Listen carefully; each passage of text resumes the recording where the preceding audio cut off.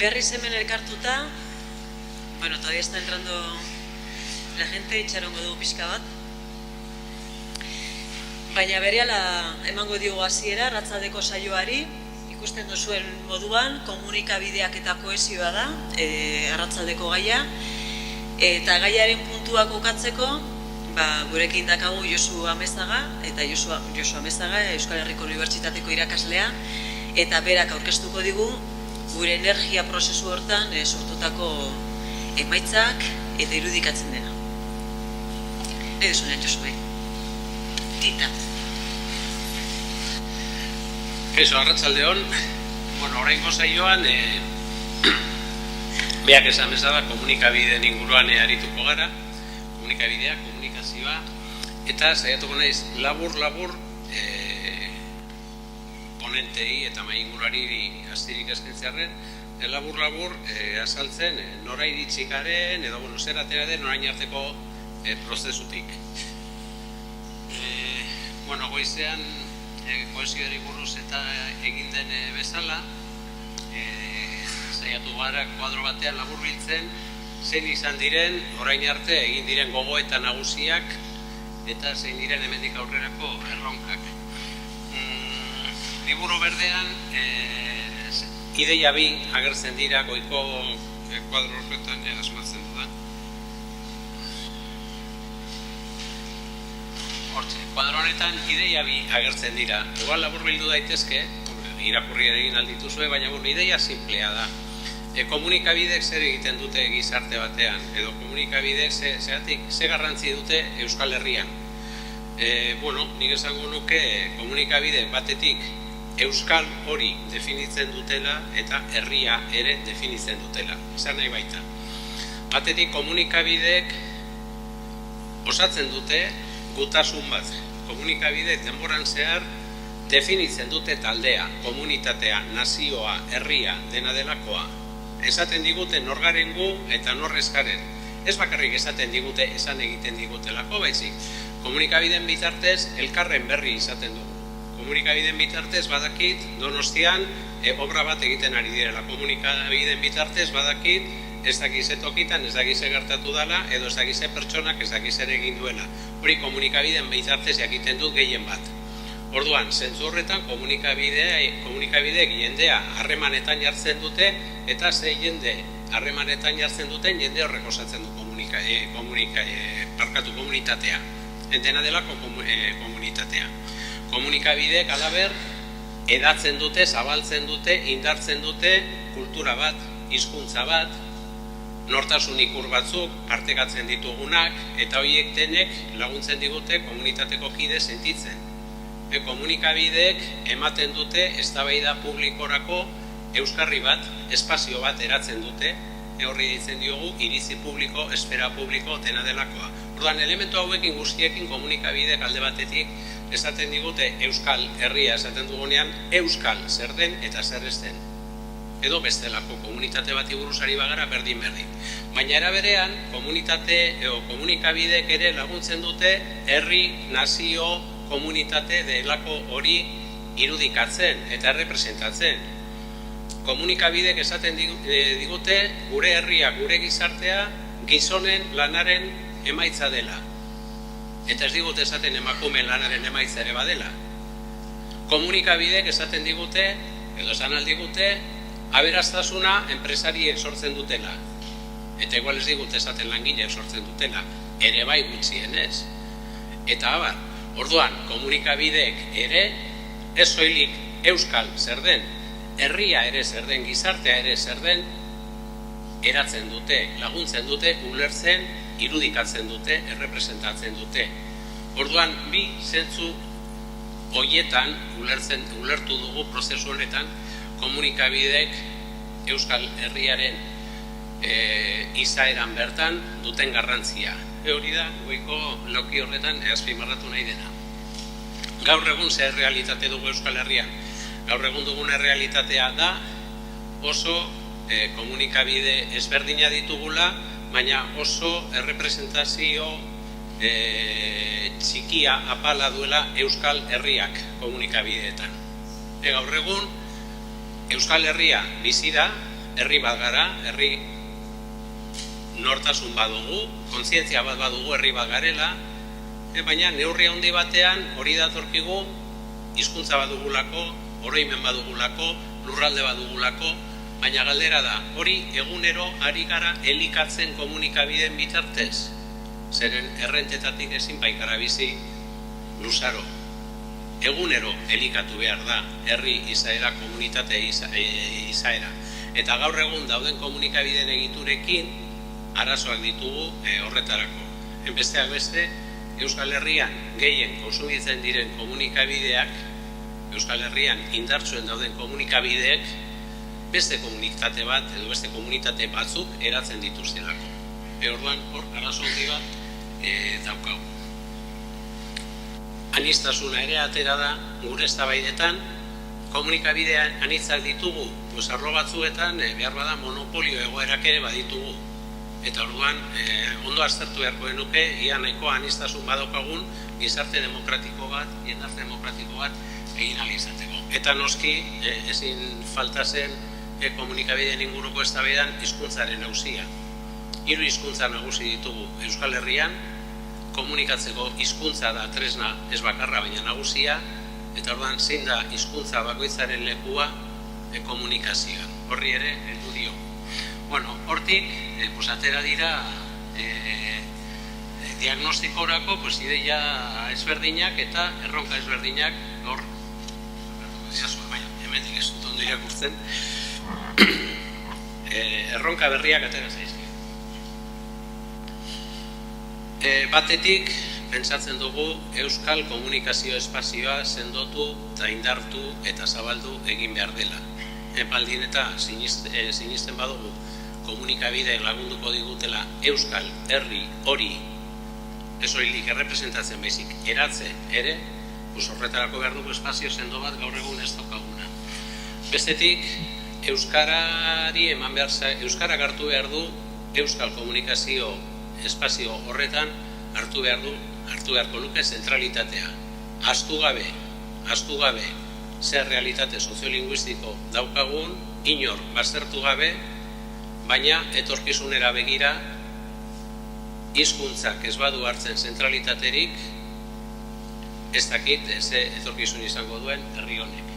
Eta azkenik ezin dugu ahaztu, azkenengo hamarkadetan, bereziki azkenengo 2 hamarkadetan, gertatu diren, komunikazioan gertatu diren aldaketak, ez komunikazioa soilik, gure kulturan gertatu diren aldaketak, digitalizazioa. Digitalizazioa nik askotan konparatzen dut kasi idazkuntzaren sorkuntzarekin, horrek kulturaetan eta gizarteetan ze eragin izan zuen, aldaketa hori ezin dugu bazter batera utzi. Eta orduan, pentsatzen hasi behar dugu, edo jadanik hasita gaude pentsatzen, baina jarritu behar dugu pentsatzen, nola eratuko dugun gure komunikazio sistema, gure espazio publikoa era digitalean. Hori da, labur bilduta, orain arte ez eratera dugun, eta gaurko saioarekin nahiko genuke, hemendik ere beste ekarpentxo batzuk atera, eta aurrera segitu liburu zuria osatu ahal izateko.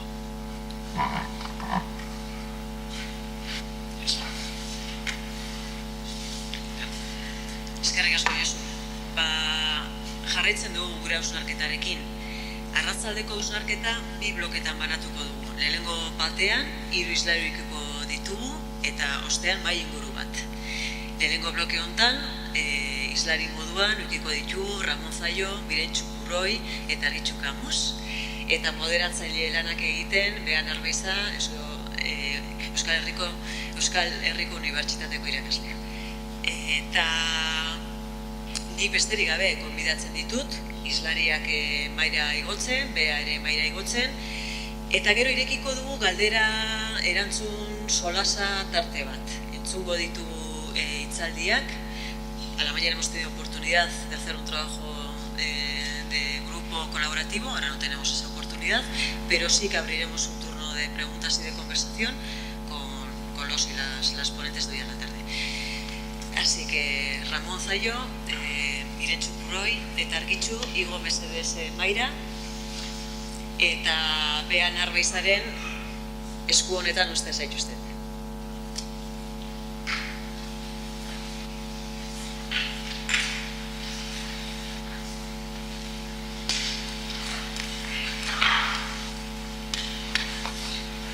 Kaixo, arratzaldeon, bueno,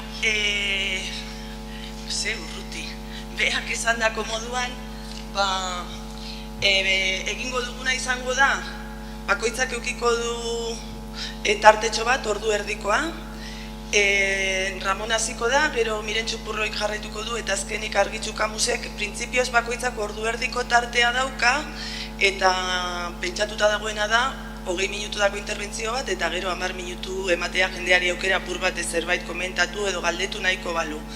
Baina, gerora, beste ordu erdi izango dugunez, ondo iruditzen baldin mazaizue, bizkate ordutegiarekin fin ibili garenez goizean zehar, bere txanda agortzen duenak, bere interbentzioarekin, zezarritan gauza asko dauzkagu esateko, egingo duguna izango da hori. Ordu erdiko txanda hori agortzen duenarentzat planteatu daitezken galdera edo bestelakoak utziko ditugu gerorako azkeneko ordu erdi horretarako. Orduan, esan bezala Ramon hasiko da, Ramonek dakarkigun gai hau da, desajuste y retraso de nuestro sistema cultural comunicativo en el marco digital. Ramon ezaguna da, guztiontzat, ez dakite aurkezpen handirik behar duenik, baina, dozein kasutan berearen backgrounda pizkat ezagutzeko, baita ere, zuzen bidean lizentziatua, ekonomian ere lizentziatua, bere doktoretza egin zuen informazio zientzietan, eta ikusentzunezkoetan katedraduna izandakoa da, edo katedraduna da, izan dagoa ez, katedraduna betirako zara, katedraduna da, eta orduan berak argitalpen asko ditu, estruktura audiovisualaren inguruan asko daki, eta baita ere, behar dauka bere iritzia eta iritzi formatua Euskal Herrian eta bestelako prozesuetan gertatutakoari buruz. Argitalpen ugari dauzka, gehiegi hemen denak aipatzeko, eta nik uste dut badela beste datu oso garrantzitsu bat, eta da, Eusko Jaurlaritzan ere eduki dituela bere arduratsuak, eta bera bertan Ibarretxerekin batera aholkulari kultural moduan egon zenean egin izan direla, arautze prozesu alegin batzuk bere momentuan. Ez dakite horretaz hitz egingo duen, baina dozein kasutan jakin dezazuen eremu desberdinetan ibili izan dela eta langileen ekaezina ere badela, denok dakigunez. Nahi duzunean, Ramon. Arratsaldean hori, nire ekarpena da oso luzea, 26 horri, baina nire aurkezpena oso aurra izango da, minutuak aprobetxatzeko eta oso eskematik izango da. Dauka bi zati, komunikazio identidade soziopolitiko lehenengo zatia eta bigarren zatia sistema cultural eta komunikatibo. Pero, aun siendo estos dos temas y tan largos, voy a dejar fuera del análisis o de la presentación lo que tiene que ver con la filosofía política y el enfoque para la Constitución Nacional. Dejaré fuera también la cuestión sociolingüística, a la que le dedico 10 páginas en el informe, así como aspectos del diagnóstico por soportes o el diagnóstico de los medios de comunicación por normativas. Así que me centraré en 4 cuestiones que espero que sean nodales en lo que se refiere a la discusión. Primero, en cuanto a la identidad vasco-navarra, se suele partir normalmente de la sentencia de Benedict Anderson cuando definía la nación como una comunidad imaginada, que no imaginaria, en la que el componente cultural es constitutivo y central. Y creo que hay que estar de acuerdo con ese análisis. Y de hecho, él sostenía como la reproducción y renovación de ese componente cultural se debe a la industria cultural, a los artefactos culturales, a los mapas que certifican dónde se vive, los censos que dicen quiénes somos en nosotros, los museos que guardan e interpretan. Por tanto, hay un discurso sobre el propio componente cultural. Y así se construyen simbólicamente la comunidad nacional y la conciencia de sí, alrededor de un espacio. Claro que Anderson, cuando decía estas cosas, estaba pensando en comunidades homogéneas que no encajan exactamente bien con lo que tenemos en Euskal Herria. Porque una construcción nacional va más allá de una cuestión nacional confrontada al Estado, que normalmente lo planteamos en esos términos, el término es nosotros y el ellos siempre es la exterioridad, y en cambio nos debe interpelar también al conjunto de los mimbres sociales internos.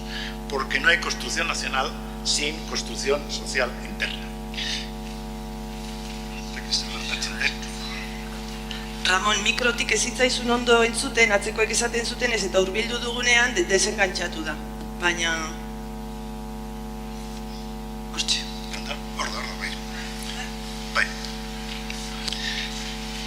Decía que la construcción nacional no puede desprenderse del conjunto de mimbres sociales internos, no es solamente una relación de exterioridad.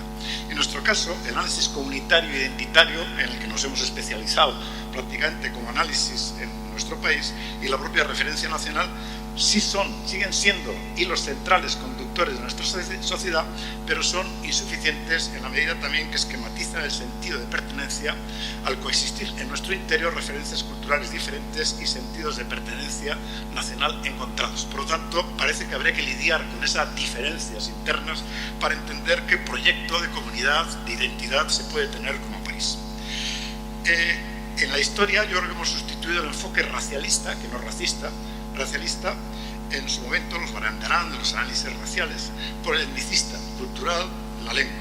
Y eso fue un avance. Y así como también fue un avance la ambigua y militante fórmula del pueblo trabajador vasco, en el sentido de que era una apuesta por la integración para todos aquellos que vivieran aquí. Y también, dentro de lo que eran ópticas militantes, también era otra apuesta interesante cuando se hablaba de que nuestro país era un problema de construcción nacional y de construcción social, como los dos lados de una misma moneda. Ahí había una vocación interna para entender la problemática interna de la propia sociedad tal y como se configura como parte del molde en el que las respuestas políticas deben ser eficientes y presentes.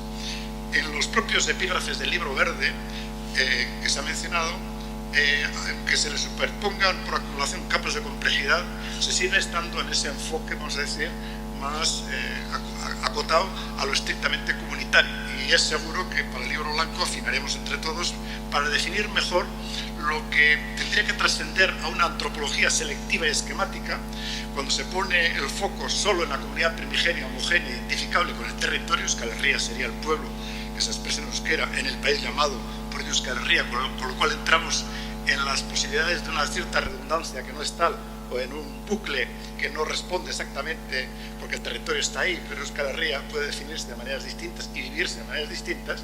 Y por eso, quizás, si aportáramos un sentido constructivo de nación política cívica, los anclajes tendrían, desde luego, en la historia y la herencia lingüística y cultural, pero también pasa por algunos elementos que, por ejemplo, en el debate feminista se le llama la interseccionalidad, pero que incorpora otros elementos que forman parte del vivir de cada una de las personas, aunque se hagan de maneras distintas. Y a ello me refiero porque creo que en la matriz de esos análisis hay que incluir la consideración de los grupos sociales, los géneros, las clases, como expresión del propio tejido económico y social de un país real, el reconocimiento como contribuyentes constituyentes de los aportes culturales de la propia inmigración, la historia de los territorios, que suele ser bastante distinta, o ha sido bastante distinta, los marcos y efectos de la estatalidad, es decir, hemos vivido en dependencia prácticamente siglos y, por lo tanto, eso ha dejado en nuestro modo de encarar y situarse políticamente, digamos, un modo de ver sería, por lo tanto, lo que suelen estudiar los estudios decoloniales, y nosotros también tenemos una matriz que también convendría incorporar a nuestro propio análisis actual para verlo de una manera más integradora, y luego las ciudadanías como los sujetos decisores y constructores de espacios públicos e instituciones legítimas, que al fin y al cabo es la condición sine qua non para hacer todo lo anterior, y ahí se dan las batallas por la legitimidad y por los avances. O sea, se trata de casar realidades describibles y discurso. El discurso no puede ser ajeno a las realidades, el discurso debe asumir los retos de las propias realidades, para que este pueda ser además compartido por las distintas experiencias de la ciudadanía vasco-navarra, porque esas experiencias son las que hay que integrar como un concepto de interrelacional de herencia comunitaria, de economía y sociedad, con todos sus grupos, y de ciudadanía decidiendo de manera regular, incluso en marcos de dependencia. O sea, por decirlo de una manera más simple y llana, la identidad colectiva y diferenciada no es un patrón, una norma previa que tenemos con que analizar la realidad, sino debe ser el resultado de las interacciones sociales de algún proyecto compartido.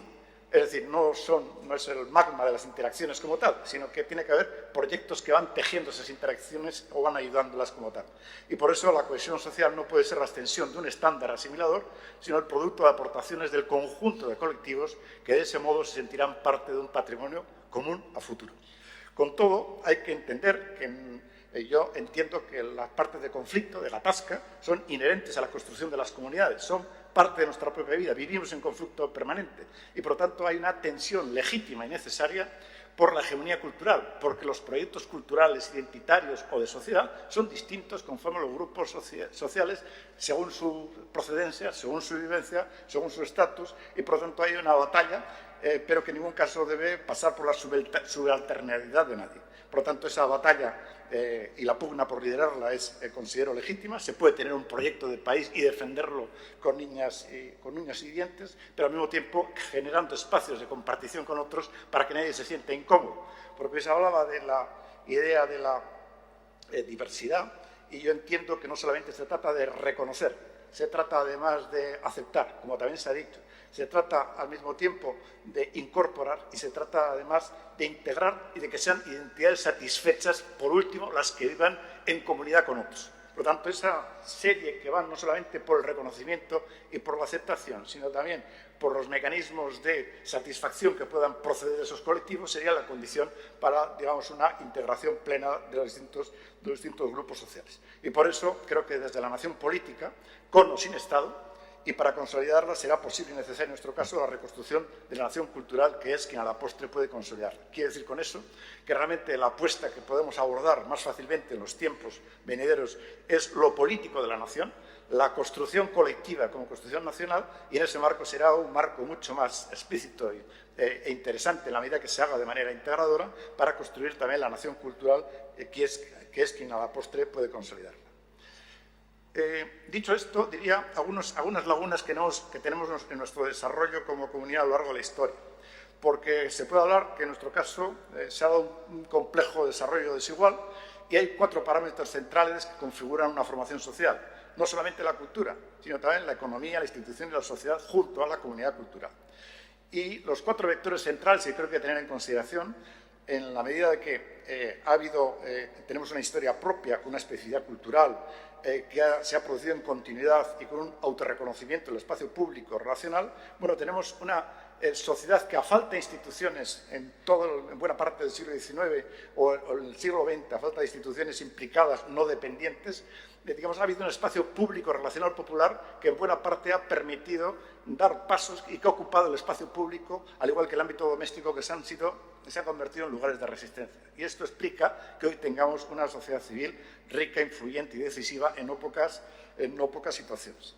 Segundo, a modo de hipótesis, nuestro pasado está marcado por contrastes, una continuidad comunitaria, pero una discontinuidad institucional, una sostenibilidad económica, pero una supervivencia cultural, una vulnerabilidad acentuada a partir de la pérdida foral, especialmente en el siglo XIX, y luego una restitucionalización tardía que se ha dado en claves de marco acotado de dependencia, más o menos pactada, y que también ha contenido épocas de defensas o incluso de resistencias armadas.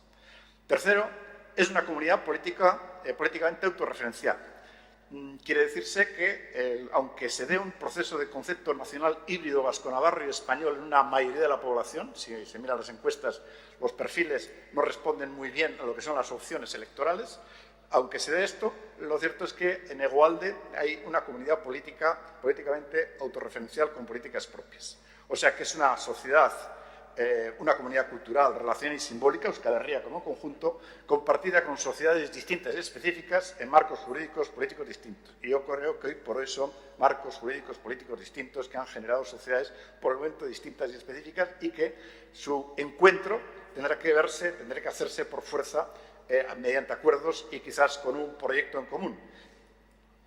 Y por último, diría, al respecto de definir nuestros retos, nuestras definiciones, bueno, yo creo que hemos superado las pulsiones fracturantes internas que especialmente en la transición un poquito antes de la transición se plantearon con aquello que algunos se acordarán de las llamadas dos comunidades enfrentadas, pensaban que esto iba a ser igual que Irlanda del Norte, y yo creo que superamos esa dinámica, que algunos empujaron en esa dirección, y la comunidad se identifica como tal, construida desde subcomunidades, yo no les llamaría comunidades, sino subcomunidades con competencias lingüísticas y orígenes diversos, pero permeadas entre sí. No hay una confrontación comunitaria, lo que hay es una polarización en lo político por razones de percepción nacional, de sentimientos sobre las propias responsabilidades en las violencias de la transición y todo ello cruzado con el lugar social y de clase. En suma, en el caso vasco-navarro hay una gran riqueza histórica de construcción cultural por la base popular, pero resulta insuficiente ya desde el siglo XIX, porque en las sociedades de masas y más en la era digital son imprescindibles un sistema institucional, cultural y educativo,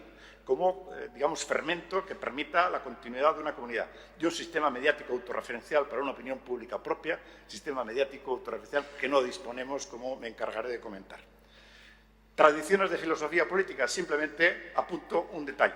Reivindico la tradición comunitaria, que puede casar con la tradición democrática republicana, así como las ideologías con acento en la igualdad, es decir, las ideologías de izquierda.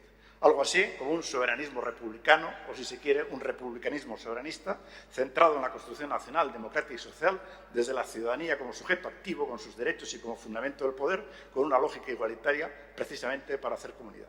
Y ello podría dar a luz, quizás, a que la cultura y la comunicación, con enfoques más integradores que asimilacionistas, puedan tener un rol significativo para ese protagonismo de la sociedad civil y una democracia representativa y participativa. Y por eso, porque además en la era digital, en la medida que poner en común la defensa de la cultura y la comunicación es de alguna manera el núcleo motor de la respuesta a la era digital, es por lo que hay que poner ese acento en claves colaborativas y constructivas internas. Por eso, un soberanismo de esas características, republicano o un republicanismo soberanista, solo podría ser no solo comunitario, sino político, medioambiental, tecnológico, alimentario, de relaciones laborales, cultural, comunicativo y solidario.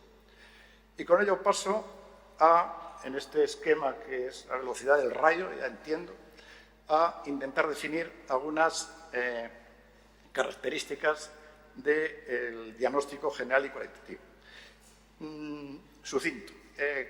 Rasgos, hay tres clases de balances en el texto, pero digamos que sería algo así como el hilo transversal. Primero, en relación a nuestro diagnóstico cultural comunicativo. Euskal Herria tiene una importante tradición creativa, aunque con cierto desequilibrio en áreas de corte experimental y consiguiente migración de profesionales y técnicos cualificados de otras partes del Estado o los Estados. Hay un saber hacer en oferta de cultura digital, industrias de la lengua, segmentos digitalizados, animación, que permiten ser optimistas, es decir, que existe el background para afrontar los retos del futuro. Y nuestra tradición ilustrada, que fue muy manufacturera y poco cultural, y las políticas culturales, aun siendo más gasto que en el resto del Estado, sin embargo, no pasan de ser modestas. Y aquí está el contraste de cómo, teniendo un reto comunitario cultural tan grande, sin embargo, la apuesta cultural no está en el núcleo central de las políticas tanto de Navarra como de la Comunidad Autónoma del País Vasco, en el centro motor de su propio sentido. La estructura sectorial de la cultura es frágil, con una industria cultural insuficiente para las capacidades creativas del país y a veces inadecuada en calidad para los niveles de demanda y exigencia internos y externos. Démonos cuenta que estamos educados en cultura punta, o en enseñanza culta, o en saberes punta a escala europea. Y, sin embargo, nuestro nivel de empleo interno en el aspecto cultural pues es, algo superior a la media española y lejísimos de Madrid o Cataluña. La producción cultural ha contado con limitadas ayudas industriales, siempre han sido ayudas a fondo perdido, bajo la perniciosa filosofía de que industria es solo industria material y tecnología. Y todavía esa filosofía sigue estando en nuestras autoridades. Y al parecer la cultura pues un ámbito ornamental. De hecho, ha sido vista en general con sospecha económica cuando ha sido apoyada y muchas veces con reticencias. Y mientras no hay grandes reservas para los grandes eventos de los espectáculos, no hay ninguna reserva de inversión, en cambio, hay unas reservas enormes para los valores añadidos que puede aportar la cultura para nuestro país. El consumo y la demanda cultural tiene un nivel relativamente aceptable, pero no óptimo, es decir, no nos vayamos al cielo, salvo en equipamientos. Siendo la comunidad autónoma y sumando con digamos, Nafarroa, la primera en renta, 30% superior a la media española, sin embargo es la quinta posición en cuanto a gasto cultural, digamos, en los hogares. ¿Qué quiere decirse con esto? No se valora en los hogares el valor de la cultura y no hay una correspondencia entre nivel de renta y nivel de gasto cultural. Hay desequilibrios en los flujos culturales y comunicativos en todas las disciplinas. Y no es un problema de ignorancia institucional, sino de error estratégico por la minusvaloración de la cultura, arrinconada solo con un valor simbólico diferencial, luce mucho a escala internacional la diferencialidad lingüística o histórica, pero no por su valor integrador, reproductor y económico, que pueden ser santo y seña de un país y al mismo tiempo un lugar donde especializarse como economía preparada para la cultura, lo digital o la comunicación. El euskera parte de una relación diglósica y es también una lengua minoritaria y las políticas sociolingüísticas han sido autónomas, pero en el texto se justifica cómo se ha entrado en una rutinaria política sociolingüística condenada a mucho esfuerzo y resultados limitados. El rol del sistema mediático no es normalizador ni de la lengua ni de la cultura, sino al contrario, aculturizante. Hay un retraso, me refiero a los grandes grupos en general. Hay un retraso en la regulación del propio sistema comunicativo vasco-navarro en la parte que se es competente. No se es en televisión de ámbito estatal ni en onda media, pero sí en televisión autonómica y local y en FMs. Y la promoción del euskera pues, pasa desde luego por reforzar el lugar social de ETV1 y su presencia en ETV2 y en el sector audiovisual propio. En cambio, en las redes, el uso del euskera, la sociedad civil se adelantó a utilizar las redes para promover la lengua y el conocimiento y tiene una buena posición, aunque no nos engañemos, es cuestión de tiempo que los grandes idiomas vayan comiendo ese espacio en la medida que tienen una presencia y poder significativa para hacerlo. La estructura propia de los medios de comunicación es dual, en el sentido de, dejando aparte la preferencia por la prensa propia, tanto en Euskadi como en Navarra, con sesgo conservador, porque es una prensa más de corte interno, es muy preocupante el sistema de radio y televisión porque se ha conformado como radial, hegemónico, dual e interiorizado por las audiencias. Es decir, vemos lo mismo, somos de los que más vemos Telecinco, por poner un ejemplo, resultando el sistema propio, pues, de hecho, minorizado, competido y alimentador diglósico. Ahí tenemos un problema de definición estructural. Así que nuestro sistema mediático se hila entre cuatro extremos. Una hegemonía audiovisual de operadores de ámbito estatal, una plutocracia mediática conservadora interna en prensa, la hiperpolitización de los medios privados vasquistas que los acantona solamente hacia el sector afín y un medio público sujeto a reglas, pero con muchos déficits y que tiene pendiente una reconversión. Hay así un contraste brutal entre el mapa general de medios al que accedemos y la opinión pública vasca y navarra y su comportamiento electoral. Es decir, lo habitual en Europa es una cierta correspondencia entre ideologías, opinión publicada, línea editorial, opinión pública y voto. Hay una cierta correspondencia. Aquí no. Bueno, de hecho, lo que tenemos es un sistema comunicativo que no se corresponde ni con nuestra sociología cultural y política, ni con un país que aspira a la soberanía. Su estructura actual es un lastre para el cambio y es impensable que la soberanía política la consigamos sin soberanía comunicativa, que es por donde ya podríamos empezar. Cambiar estructuras, servicios, lugar social y finalidad del sistema mediático es parte de la democratización política, de la participación ciudadana y del avance en la capacidad de decisión. Y para terminar, ¿qué estrategia? Bueno, yo creo que es importante saber lo que se quiere, tener una visión estratégica, para luego seleccionar lo que se puede y debe, las apuestas a corto y medio plazo. Y apunto 14 ideas para incorporar al libro blanco en lo que, digamos, sus redactores consideren admisible o interesante para ese libro blanco. Primero, para hacer sostenible el ecosistema cultural vasco se requiere un sistema comunicativo que sea integral, multimedia, bilingüe, con preferencia euskaldun y abierto en todos los soportes, tanto en la comunidad autónoma como en Navarra, y permeado y prestigiado en Iparralde, con un mapa coherente de infraestructuras, servicios y programaciones para llegar a toda la sociedad y a todo Euskal Herria, es decir, una vocación de integralidad. Sostenerlo requiere un sector económico, cultural y comunicativo, es decir, no se sostiene por ayudas públicas, sino también tiene que haber un sector económico, cultural y comunicativo relevante, especialmente en audiovisual, multimedia, software, aplicaciones y redes de medios digitales, y que debería estar entre las preferencias económicas a incluir, y no como un nicho, sino como uno de los ejes del RIS3, es decir, esas estrategias de fondo para el cambio de un país que si tiene una comunidad que tiene problemas por su minoridad a escala mundo, es en donde hay que apostar justamente porque eso puede ser una plataforma para conquistar otros espacios también económicos, como puede ser desde el campo de las industrias de la lengua o del campo comunicativo o de la creación cultural, porque tenemos una masa de creadores muy importante que sus reales pueden interesar no solamente aquí, sino también a escala mundo. lo que significaría un cierto peso en los presupuestos públicos de instituciones en cascada e incentivos fiscales y primando la producción propia y privada, y especial acento en fomentar a los nuevos creadores que en la época anterior de la crisis han resultado penados por, digamos, la desidia institucional en apuestas públicas por ellos. Segunda idea, incentivar la emergencia de medios independientes online, la edición en euskera de los diarios existentes, el apoyo a los medios locales en euskera o bilingües y las prácticas juveniles sobre información periodística y, al mismo tiempo, favorecer elementos de gobernanza, los consejos de redacción dentro de los media o abrir el abanico del público hacia al que se dirigen el conjunto de medios como tal. Tercera idea, perfecto. Tercera idea, se requiere un debate público. Yo creo que tal y como estamos discutiendo aquí sobre estos temas, ¿por qué no tener una discusión abierta y pública sobre estas consideraciones en el sentido de qué proyecto de país queremos en el terreno cultural y comunicativo? Por eso la idea de unos estados generales de la cultura y la comunicación para este debate, tanto en la comunidad autónoma de Euskadi como en Navarra, de cara a un nuevo plan general estratégico, tanto en la CAE, en Navarra ya está en marcha, por cierto, y en Iparralde, de forma pactada, incluida la comunicación digital como parte de su estructura. Cuarto, asumir normativas pendientes, en las que llevamos un retraso impresionante en la comunidad autónoma.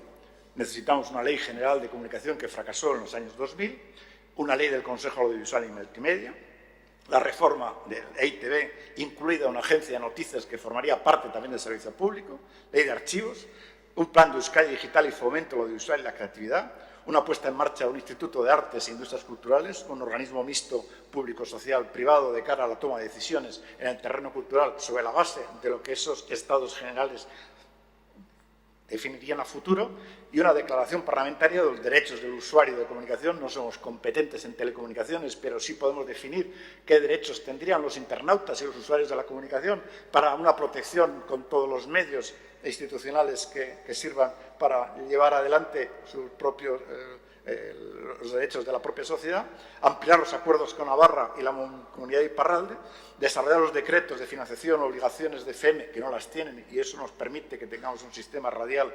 absolutamente controlado por 4 grupos de ámbito estatal, y repensar el modelo de comunicación de Navarra compaginando la presencia de EITB, que ya ocurre después de los últimos acuerdos, y el desarrollo de comunicaciones propias del sector público. Y aquí, no sé si está en esta transparencia o en otra, en todo caso cabría reivindicar un segundo MUX, un segundo multiplex de TDT, para que sea posible compartir señales tanto a la comunidad autónoma de Navarra dentro de ese mismo MUX, de ese mismo multiplex, y que pudiera permitir el tener un intercambio comunitario y primar a su vez otra línea más para el desarrollo del euskera. Bueno, ¿por qué no pedir ese MUX, de las cuales podrían ser digamos, 2 licencias de corte público y otras 2 licencias de corte social y orientadas al mundo del euskera? Bueno, pues yo creo que tenemos esa oportunidad, y entre todas estas cuestiones que se suele pedir al gobierno de, oiga, si usted me da esto, yo le apoyo los presupuestos, bueno, aquí tienen ustedes un MUX para pedirlo, ¿no? Ya que se juega ese juego. Quinto, reforzar y ampliar el servicio público de ITV y añadirle esa agencia pública de información y noticias que también decía, de servicio público, multimedia, y redefinir el cuadro institucional en claves de generación de agenda social. Abrir la vía también al servicio público local, que no tenemos nosotros servicios públicos locales, tenemos privados, sociales, pero no públicos, no solo de radio, sino también en televisión, así como de centros educativos y universidades. Y aquí, en esto, lo leo con detenimiento para que se me entienda bien. También se trata de concebir EITB como un servicio público interactivo, multimedia, multiplataforma, sustituyendo el modelo organizacional actual por sociedades y canales, cada una con su programación, su producción, sus relaciones externas, su difusión, por otro, centrado en usuarios y contenidos y tendente a compartir por el conjunto de las sociedades y soportes también los elementos de programación, redacciones, producción, relaciones externas y difusión, pero adaptadas a cada soporte. Es decir, una ITV integral preparada para la era digital, y su gobernanza interna habría de cambiarse radicalmente, con un consejo de administración que tendría que ser órgano de gobierno, y debería haber un consejo social y una sociedad, digamos, una red de institucionalidad de amigos que permitiría naturalizar las relaciones entre sociedad y ente público. Sexto, la participación comunitaria y sin ánimo de lucro en el sistema comunicativo significa también apostar por los medios de comunicación comunitaria, así como, y también expresando con ello el empoderamiento social. Impulso las medidas del euskera en relación al euskera, especialmente en Navarra, que ya ha entrado en una nueva etapa, y proyectar y coadyuvar a un cuadro más amplio de medios de comunicación euskera. Aquí es donde viene el segundo MUS que comentaba antes, a solicitar a la Administración Sánchez. La defensa del procomún, que pasaría por el acceso libre a documentos de dominio público, el apoyo a cibermedias, la promoción de portales públicos, espacios públicos polivalentes para la práctica cultural, es decir, junto a las casas de cultura, ¿por qué no habría de haber en los pueblos, o al menos en las comarcas, centros locales polivalentes para una práctica cultural, especialmente por la red multiárea, incluyendo puntos de acceso público gratuito, porque esto colocaría a la sociedad y especialmente a la gente joven, digamos, en conexión? Y sería, de alguna manera, como esos encuentros que se hacen tan magníficos, los encauters, que reúnen a 4.000 locos o 5.000, reuniéndose un solo día. ¿Por qué no se institucionaliza eso de manera comarcal, de cara a que pueda haber ese acceso para trastear más allá de lo que permite nuestros ordenadores personales? Bueno, pues y una plataforma de difusión de creaciones vascas libres de derechos que han sido subvencionadas y de todos los patrimonios con acceso. Voy terminando. Planes para Euskal Herria Digital habría de dar prioridad a los espacios de intervención en Internet. Contar con un mapa cultural territorializado, es decir, definir el mapa del país con casas de cultura, media lab, centros comarcales de recursos, así como qué programaciones culturales pueden ser compartidas por unos y otros. La puesta en pie de un nuevo paradigma que se basaría en dos, no de la cultura institucional desde arriba, la administración diciendo cuál es la cultura a absorber o tener, sino la cultura compartida, donde la gente fundamentalmente central es la sociedad, que atienda a los nuevos actores y al mismo tiempo con una clave de gobernanza, que es lo que viene en último lugar, de tal manera que haya un feedback entre lo público, lo social y lo privado. Reformar el sistema de gobernanza con un consejo audiovisual y un consejo participativo asesor ciudadano. En los gobiernos vasco y de Navarra debería haber una consejería de cultura y comunicación. Cultura y comunicación. Repito, para que quede claro, consejería de cultura y comunicación. En tercer lugar, los derechos ciudadanos en comunicación habría que correlacionarlos con los derechos de la era de la información, derechos de los periodistas, obligaciones de los prestadores de los servicios públicos, derechos ciudadanos en cultura, como han hecho en Navarra, con un texto, por cierto, muy interesante, y luego los derechos ciudadanos en comunicación en general. Y, por último, afrontar la internacionalización requeriría reforzar Etxepare Institutua y el lado internacional institución Príncipe de Viana, así como EIKE, y ganar invisibilidad mediante un label propio, como los países nórdicos, es decir, tener una marca como país que se ve y hace cosas distintas o las hace a su manera, y aprovechando el dominio .es. Eskerrik asko.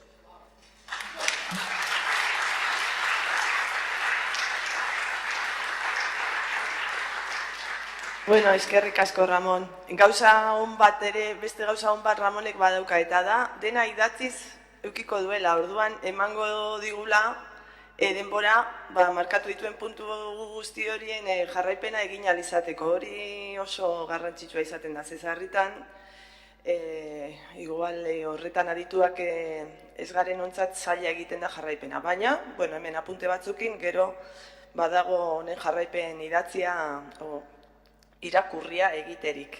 Bueno, orain Mirentxu Purroik hartuko du hitza, bere saioaren izenburua da informazioa eskuzintzoetan dagoen eskubide publikoa edo errealitatearen faltsutzaileak direnetan, berak ere, Mirentxu Purroi, bueno, ezaguna da, guztiontzat, baita ere, kasu honetan ikasketaz, iruditzen zait berak daukan ikasketa perfila oso eta profesionala oso interesgarria dela, berak kazetaritza ikasketak dauzka eta kazetaritzaren alorrean oso ezaguna izan da, komunikabide desberdinetan lan egin izan duelako, Punto Iora aldizkarian sortzaile eta egineko zuzendaria beste gauza batzun artean, baina gero baita ere bere perfil zinematografikoa ere oso interesgarria dela esango nuke egun hauetan, ezta? Gero igual hastia baldin daukagu nik zentzu honetan galdera batzuk egingo dizkiot, baina pelikula batzuk ere egina dauka, zinematografian ere graduatu zen bere momentuan Estatu Batuetan, eta imaginatzen dut, Kontatze horretan, historia kontatzeko modu batean edo bestean, historia kontatze horretan esperientzia anitzak eukitzea ere interesgarria dela, beste ikuspegi bat emango duelako eremu desberdinetatik begiratzen diegunean. Orduan, Mirentxu, nahi baduzu, dauzkazu 20 minutu, zure ordu erdia agortzen baldin baduzu, Mirentxundako galderak ere bukaerako utziko ditugu. Nahi duzunean.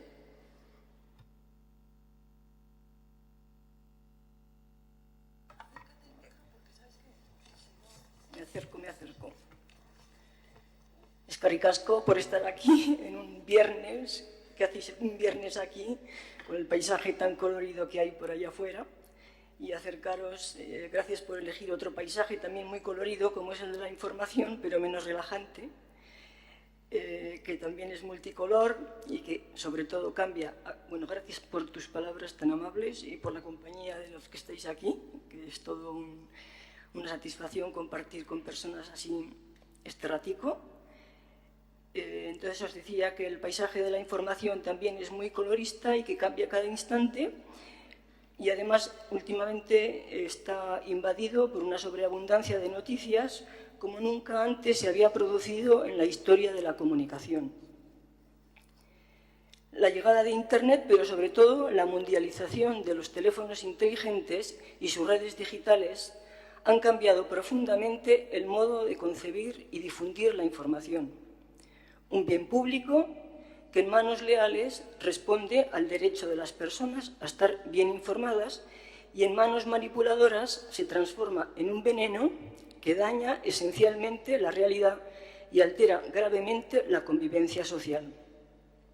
Ese veneno, esa sustancia destructiva, emponzoña la convivencia y atenta contra la Declaración Universal de los Derechos del Hombre, que en el artículo 19, os leo textualmente, dice: toda persona tiene derecho a la libertad de opinión y de expresión. Este derecho incluye no ser molestado a causa de sus opiniones, incluye el de investigar, recibir informaciones y opiniones y el de difundirlas sin limitación de fronteras por cualquier medio de expresión. Una libertad, como dice en su preámbulo, que se basa en el reconocimiento de la dignidad, la justicia y la paz, y cuyo menosprecio ha originado actos de barbarie ultrajantes para la conciencia de la humanidad. Y como recuerda Federico Mayor Zaragoza, dice que Roosevelt, al constituir las Naciones Unidas, no dijo nosotros los estados, nosotros los gobiernos, dijo nosotros los pueblos. Y para ellos es el derecho a la información. Y estos derechos, añade el preámbulo, son para liberar a la humanidad del miedo. ¿Pero qué tiene la información? Que por poseerla se conspira contra el bien común de los pueblos en todas sus formas. Sencillamente contiene verdad. La información permite buscar la esencia de la realidad, lo que hay detrás y debajo de las cosas y difundirla. Permite aclarar, poner la linterna en el cuarto oscuro, enfocar, encuadrar, hacer la foto para confirmar la realidad tal cual es. Permite acercar la vida, la ciencia, la política, las fronteras. Permite dar la voz y la palabra a la gente silenciada. Permite denunciar la desmesura, los abusos de poder, el matonismo, la corrupción, la injusticia. Y aunque en la actualidad los instrumentos de comunicación han variado, la información sigue siendo un bien público, un bien que pertenece a todos y a todas y que debe de estar a disposición ciudadana como las fuentes públicas de agua en las ciudades. Es de rigor que las aguas sean potables, sin veneno ni tóxicos que atenten contra la salud de la población. Así que el periodista, como oficio, tiene sencillamente administrar un derecho, es el derecho de la ciudadanía a estar bien informado. Los hechos son los que avalan la información y al profesional hay que exigirle honradez y decencia para reflejar con lealtad la realidad, con fuentes bien contrastadas, sin especulaciones. La noticia no se negocia, tiene que ser leal a los hechos. Y se debe difundir sin miedo a la realidad, que es la única verdad, eso dice Aristóteles, pero bueno, la realidad es la que es y no se puede cambiar y no se puede negociar. En consecuencia, ser leal a la realidad es informar con respeto y fidelidad a los hechos, sin traicionar o engañar a los lectores, oyentes o espectadores. Ahora se ha añadido un nuevo término, que son usuarios. Oye, estoy muy cerca, ¿no? En cambio, la lealtad informativa la deslealtad implica mentir, falsificar y ser un suplantador de datos, testimonios, hechos sin principios éticos ni profesionales. ¿Qué sucede cuando la información se manipula? Pues algo esencial, que la realidad desaparece, que los hechos se falsifican, que los datos se tergiversan y con las noticias borradas se redibuja y se finge otra realidad con hechos falsos. Y así sucede que 3 señores en las Azores se inventen unas armas de destrucción masiva y monten una guerra con miles de iraquíes muertos.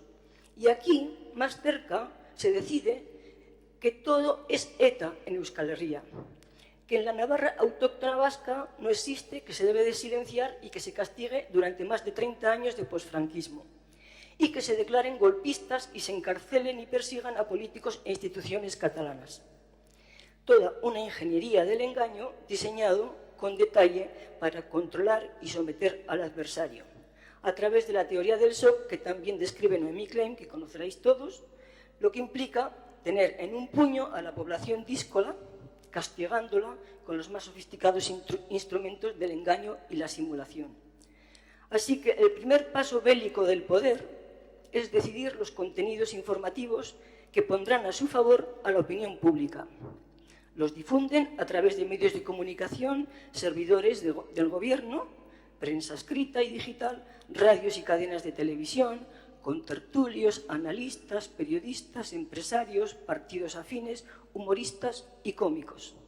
Luego van añadiendo el combustible que ridiculice la reputación de los adversarios. Suman agravios patrios y azuzan el a por ellos. Se encuentran adeptos inmediatamente. El incendio ya está montado. La opinión pública ya está creada. Una vez generado el desastre, el camino de regreso hacia la libertad informativa es casi una quimera. Solo quedan en pie unas pequeñas islas de medios de comunicación que no se someten al control de los gigantes. Un control que siempre está en manos de unos pocos, dentro y fuera de los estados. Unos estados que a su vez usan el dinero público para espiar, juzgar, castigar y reprimir el pensamiento libre de sus ciudadanos. ¿Y quiénes son estos pocos? Pues en el mundo occidental la información la controla la CNN, el New York Times, The Guardian, Facebook, Reuters, The Washington Post y El País. Todos ellos propiedad de unos pocos grupos financieros. Paralelamente está el G7, el G8, el G20 y en otra vertiente los servicios de inteligencia, la CIA, el M16 inglés, el CSID o el Mossad judío. Ejemplos a escala más local de la importancia vital que es para el poder la información fue el de Pachi López, elegido lehendakari gracias a una decisión judicial que dejó fuera del Parlamento vasco una parte importante de la población. Lo primero que hizo inmediatamente fue tomar el control de Euskal Irrati Telebista. Y después, a continuación, pactó con su socio el PP la desaparición del euskera de la función pública y la españolización institucional. López contó desde el primer minuto con el apoyo del Grupo Vocento, es decir, El Correo, El Diario Vasco, ABC, Telecinco, Network y el Grupo Prisa, El País, Cadena Ser, Canal Plus o Mediaset. Otro ejemplo es Navarra, borrada y silenciada en su identidad vasca, como os he dicho antes, durante 30 larguísimos años, que ha contado con la alianza y el apoyo de UPN y el Partido Socialista de Navarra, más Diario de Navarra, Navarra Televisión y una red de emisoras locales y digitales. ¿Cómo lo hacen? Silenciando los hechos, procurando que la realidad sea indescifrable, hasta que los resultados electorales de la ciudadanía hacen caer la fantasía y pone vuelta arriba la falsedad de una historia inexistente. Pero con el uso de la mentira y la manipulación de los hechos, la ética periodística es la que queda en la ruina y el lector indefenso y desprotegido.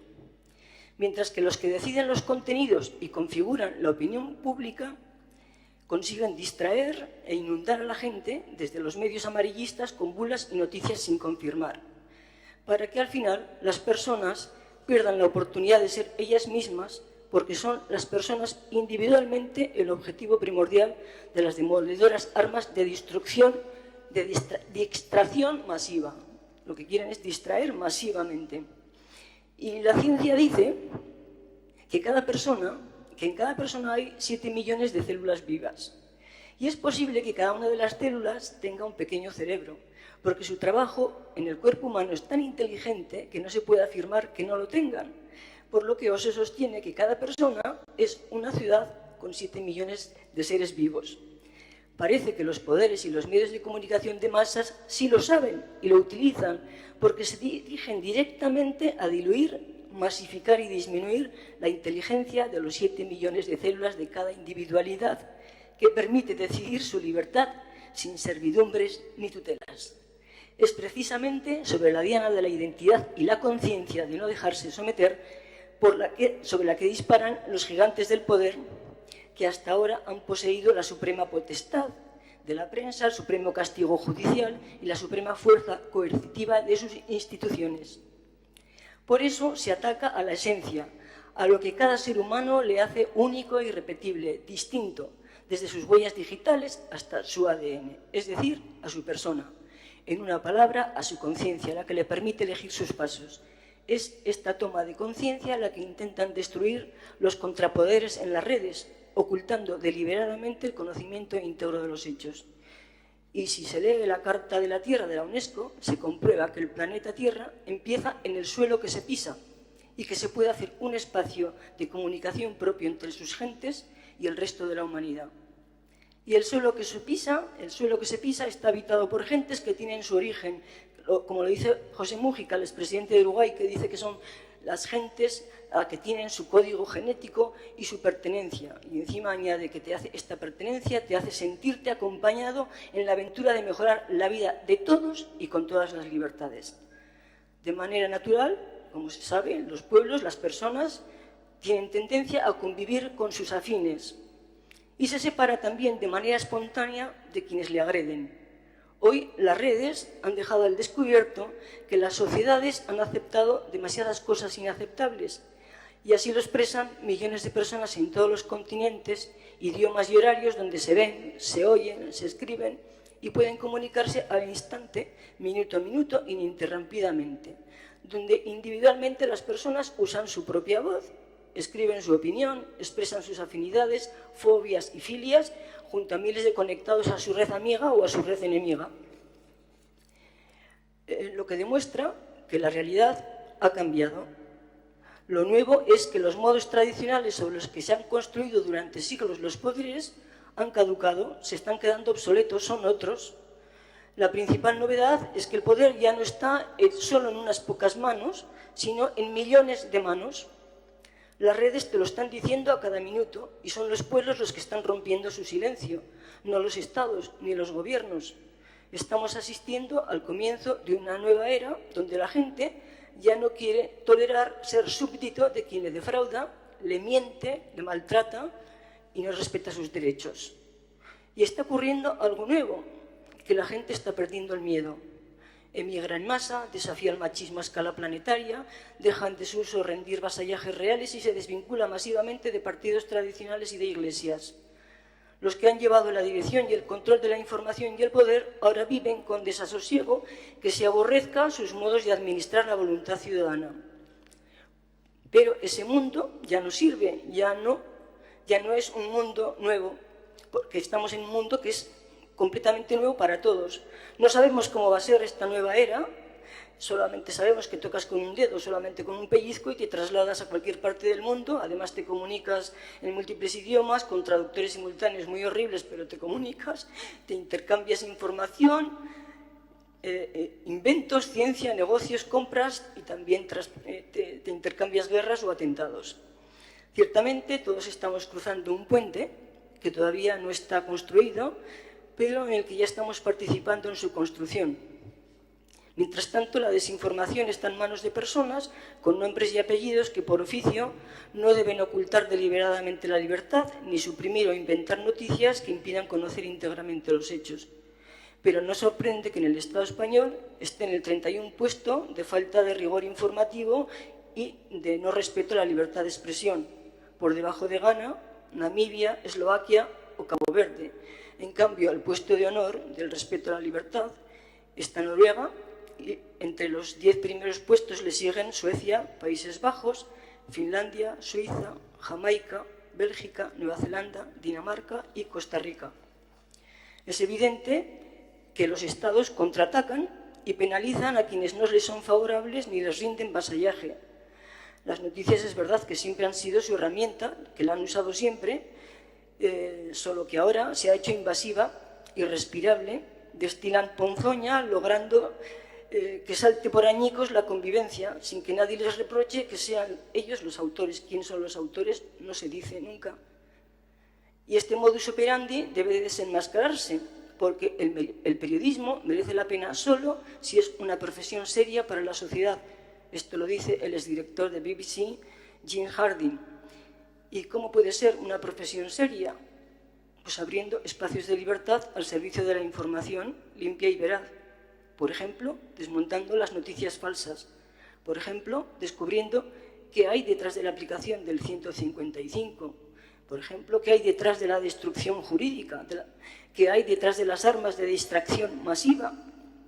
Y eso es posible porque tenemos la suerte de que el porvenir está por hacer. Solo basta ser decente, buscar la esencia de la realidad y difundirla lealmente. Y nosotros, los pueblos, nosotros, los vascos, nosotros, las naciones sin Estado, sabemos que la realidad es siempre peculiar. Por una razón muy simple, todo lo que uniformiza va en contra de la naturaleza que jamás se repite. Desde que existe este planeta no ha habido 2 copos de nieve idénticos ni 2 gotas de lluvia iguales, y cada margarita es diferente a todas las demás. Y nuestras huellas también son distintas, como os decía yo antes. Y aunque somos un pueblo pequeño, podemos llenar de valores éticos la información a favor de la libertad, a favor de la dignidad del ser humano, liberándole del miedo, del silencio y de la mentira, porque es la conciencia individual y colectiva la que está poniendo en evidencia al mundo que le pertenece la libertad con todos sus derechos, y el periodismo solo tiene que contarlo. Eskerrik asko.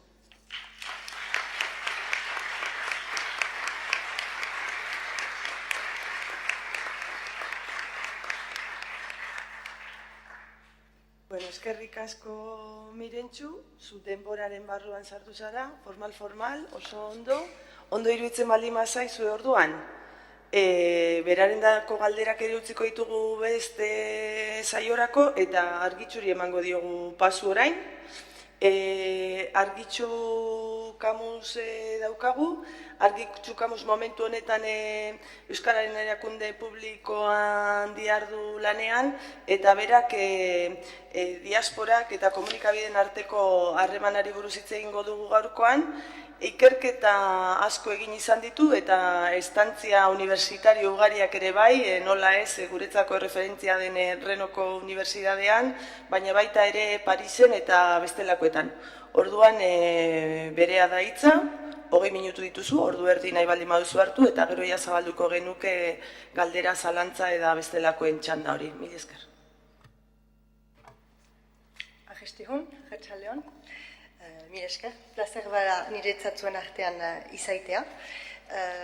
Beraz, hor, adibide konkretu bat aipatuko dut, eta goizuntan aipatu ditugun, beraz, kontzeptu horiek gai hori aplikatuko dizkiogu pixka bat. Hau da, beraz, Euskal Diasporaren adibidea, eta galdera bat pausatzen dut beraz egun, ea kiretasun partekatuaren adibide izan daitekeen Euskal Diaspora. Beraz, diasporaren definizio hainitz dira, baina beraz pertsonalkinik bat hartzen dut, hau dena beraz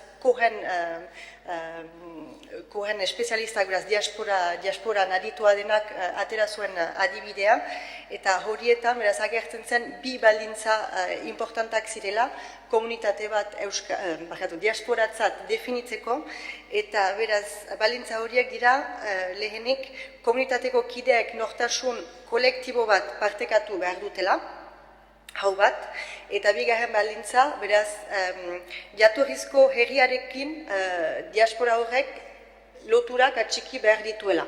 Eta beraz, bi baldintza horiek betetzen ditu euskal diasporak. Beraz, euskal diasporaz ari garelarik, zertaz ari gara susen. Beraz, euskal diaspora emigrazio fenomenoaren ondorioz, historian zehar, munduko herri ezberdinetan antolatu diren euskal komunitateetaz ari gira. Beraz, Euskal Herrian emigratzeko tradizio handia izan da, eta da beti. Baina, historian zehar, bada denboraldi zehatz bat ateratzen dena, hau dena, beraz, emigrazio masiboa, beraz, masiboki euskaldunak Euskal Herritik atera baitziren, kanpora buruz, eta hau da, beraz, 1830 eta 1930 urte artekoa. Hau, gero emanen dut. Eta, beraz, 1830-1930, hori gehien bat, naiz eta 1960 hamarkada arte leku batzuetara euskaldunek masiboki migratzen segitu zuten. Eta, beraz, gaur egun munduan zehar aurkitzen diren komunitateak, beraz, Euskal Herrian historiaren parte horren ondorioa da. Hemen mapa bat gehitu dut, beraz, ene aurkezpenari. Egiaren erraiteko mapa hori pixkat zaharkitua da, duela 10 urtekoa baita, baina ideia handienak hala ere hor ikus ditzakezue. Zeren, beraz, emigrazio masibo horretan, gehienak, beraz, Argentina eta Estatu Batuetara joan ziren, hirugarren lekua, beraz, Uruguai, eta hor, beraz, agertzen dira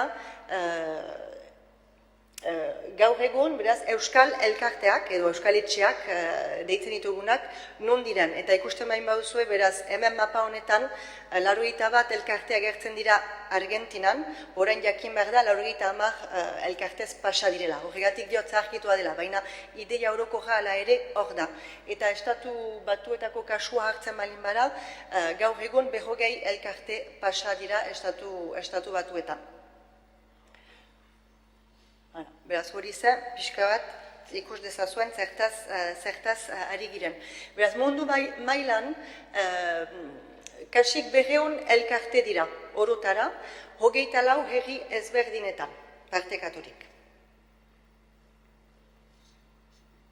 Beraz, erraiten nuen bezala, beraz, emigrazio tradizioak segitzen du, bakigu, euskaldunek Euskal Herritik kanpo joaiten segitzen dutela, naiz eta ez den, beraz, 19. mende eta 20. mende hasiera hortan zen proporzioetan, baina segitzen dute euskaldunek emigratzen, eta interesgarria nola Euskal Elkarte berriek ere sortzen segitzen duten. Baina oraiko emigrazioa gehien bat hirietara doa, beraz, Europako hiri handietara eta estatuetan eman dezagun San Francisco edo Nueva Yorkera. Eta diaspora hori hainitza. Aipatu dugu, beraz, kolektibitate batzu berriak direla, eta tradizionalki Euskaldun asko joan ez ziren, beraz, leku horietara doala, beraz, Berlin adibidez, edo Italiako leku zonbaitetan ere Euskal Elkarte batzu sortu berri dira, eta hor, komunitate horretarako jendeak, beraz, imigranteak dira, berriki helduak, eta aldi berean, Euskal diaspora osatzen dutenak dira beste komunitate zaharrago batzu, Argentina adibidez, horiek badira 2., 3., 4., 8. belaunaldi arte hor direnak, eta beren burua orainik ere Euskaluntzat jotzen dutena. Beraz, oso hainitza da Euskal diaspora. Horrez gain, herri bakoitzean, hara joan diren euskaldunek imigrazio esperientzia ezberdinak ezagutu dituzte, hizkuntza ezberdinak mintzatzen ziren lekuetara joan ziren, Australian inglesa, Estatu Batuetan bezala, Argentinan, Uruguaien espainola, eta abar, eta biztan dena erreferente politiko, ekonomiko ezberdinei ere aurre egin diete. ondorioz, Euskal Herritik kanpo historian zehar osatu diren Euskal komunitatean aipatzeko Euskal diaspora singularean baino, Euskal diasporak pluralean erabili behar ginukela pentsatzen dut.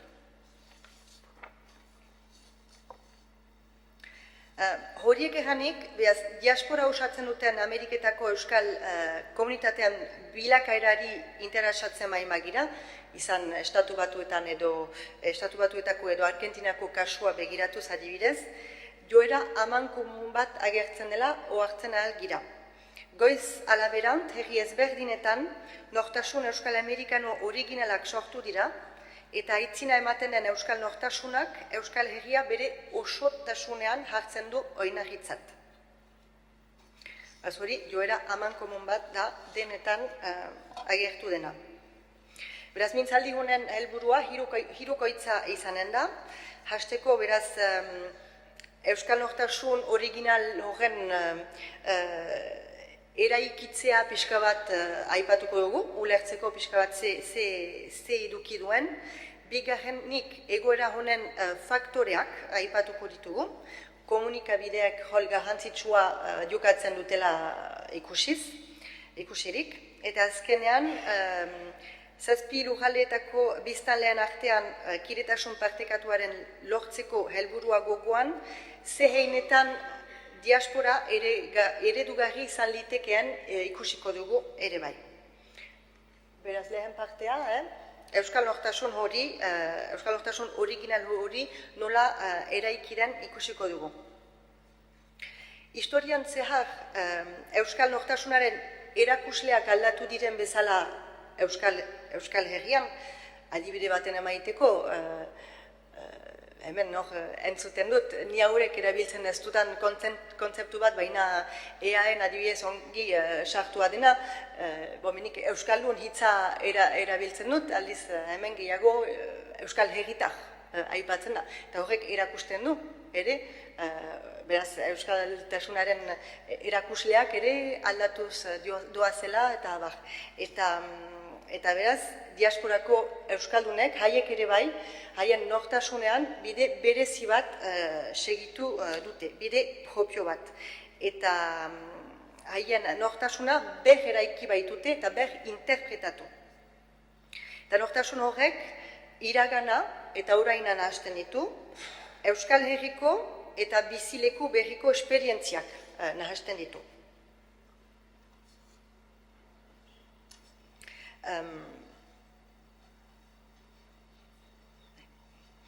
Gaur egun, Euskalduen artean aintzina ematen den Euskal nortasunak Euskal Herria bere osotasunean hartzen du oinarritzat lehenago erraiten nuen bezala.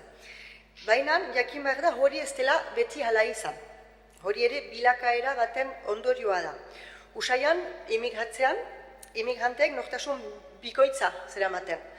Frantsesa eta euskalduna, edo espainola eta euskalduna. Horren ilustratzeko adibide bat, 19. mende bukaeran Buenos Aires herrian bakarrik, hiru elkarte ezberdin euskal elkarte sortu ziren, beraz Lauragoat elkartea, urte batzu beranduago Centre Basque Francés edo Centro Basque Francés, eta urte batzu beranduago Centro Basque Navarro. Beraz, hori agertzen zen, eta haien estatutuetan ere bai agertzen zen haien frantses edo espainol nortasuna. Baina, orain, oartzen gira lurralde, Euskal Herriko lurralde zatiketa horiei ez zietela garrantziarik emaiten gehiago. Hemen beraz aipatzen nuen adibide bat, Centre Basque Francesen argazkia duzue. Eta aipatu nituen beraz hiru adibide horiekin segituz, orain hasiera batetan, San Franciscoan ere bai, adibidez han sortu zen lehen Euskal elkarteak, mentzioa egiten zion ere bai, frantses nortasunari. Eta gaur egun ez da hala. Frantses edo Espainiar erreferentzia horiek estatutusetan desagertu dira.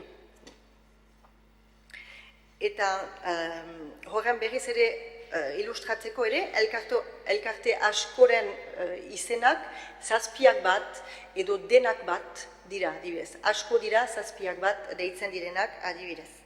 Eta hor badut, iruditzen zait, argazki bat, 1979an atera zena, Genon pasabainetuan urte batzuaren nintzen Genoko argazki bat ere eman behar nuela, eta hemen duzue, beraz argazki bat, dantza taldearena, zazpiak bat izena duena. Eta ikusten duzue, beraz zazpi probintziak hori representatuak direla ere bai. Erdian. Baina horiek erranik, beraz zazpiak bat, denak bat, horiek guziak aitzina emaite dituzte, baina horrek ez du kutsu politikorik, han diasporan. Beraz, gaur egun, aurrera emaiten diren erran dezakegu, beraz, nortasuna euskal diasporan gaur egun bikoitza dela eta transnazionala. Beraz, lehenik, nortasun bikoitzaz mintzatzeko, beraz, orai aitzina emaiten dituzten nortasunak, euskalduna eta bizilekuko, beraz, nortasuna dira. Beraz, Argentinarrak eta euskaldunak sendi dira, estatu batuarrak, beraz, estatu batuak eta euskaldun, etc. Baina, horren ondoan ere oso interesgarria da, nortasun hori hirukoitza ere izan daitekela, edo gehiago ere, azkenean, hainbeste belaunaldi han izanik, ezkontza mistoak ere izan dira, eta beraz, horrek ere pixkat harritu ninduen hasiera, baina pentsatu nuen, bai, zendako ez, gazte batzuek bere burua definitzen zuten, bai, beraz ni, hori, nire lehen hastean han, bai, ni laurden bat alemandarra naiz, laurden bat euskalduna, laurden bat mexikarra, eta laurden bat ez dakit zer gehiago. Hori ezkontza mixtoen araberakoa, azkenean, eta haiendako kultura horiek ere bai importantzia bat dutenez, aitzina ematen segitzen dute.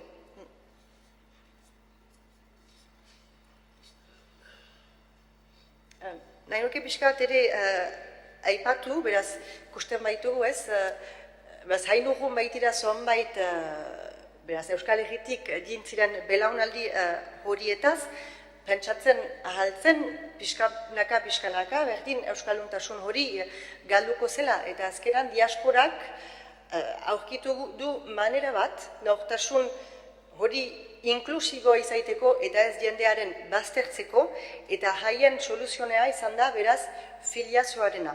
Egan nahi baita, Euskaldun batek, naiz eta beraz, Euskal Herriarekiko lotura askio hon izan, laugarren edo bosgarren belaunaliko norbait izan, askira, bir gaitatxi edo bir hamona Euskalduna balin bazen, hori askira, beraz, bere buruaren Euskaldun senditzeko eta Euskal elkarteetan ere bai parte hartu ahal izateko.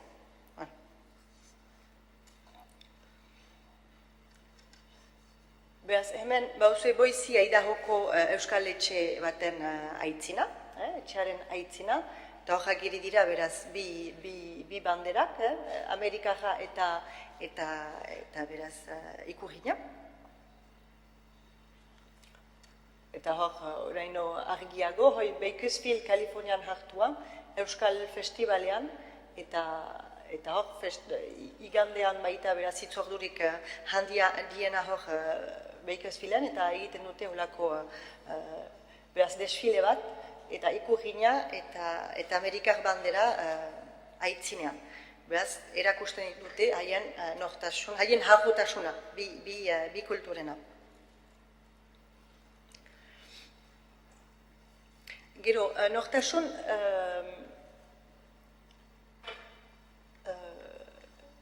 hemen nuen, bai, beraz, transnazionala ere aipatzen bai nuen, beraz, bihitzez zer gana edu, nortasun transnazionalak. Azkenan, diasporako euskaldunak, aldi berean, diasporako, jatorriko lujaldeari lotuak zaizkio, beraz, Euskal Herriari, baita errezibitu zituzten lujaldeari ere. Lotura hori, naturan, pixkat ezberdina da, zeren, beraz, Euskal Herriarikiko duten atxikimendu hori ejan dezakegu emozionala da, dela, gehien bat, eta beraz, bestearena, beraz, lekukoarena, fisikoa eta baita, askoak egiten duten bezala, zibikoa eta patriotikoa, zomaitenako.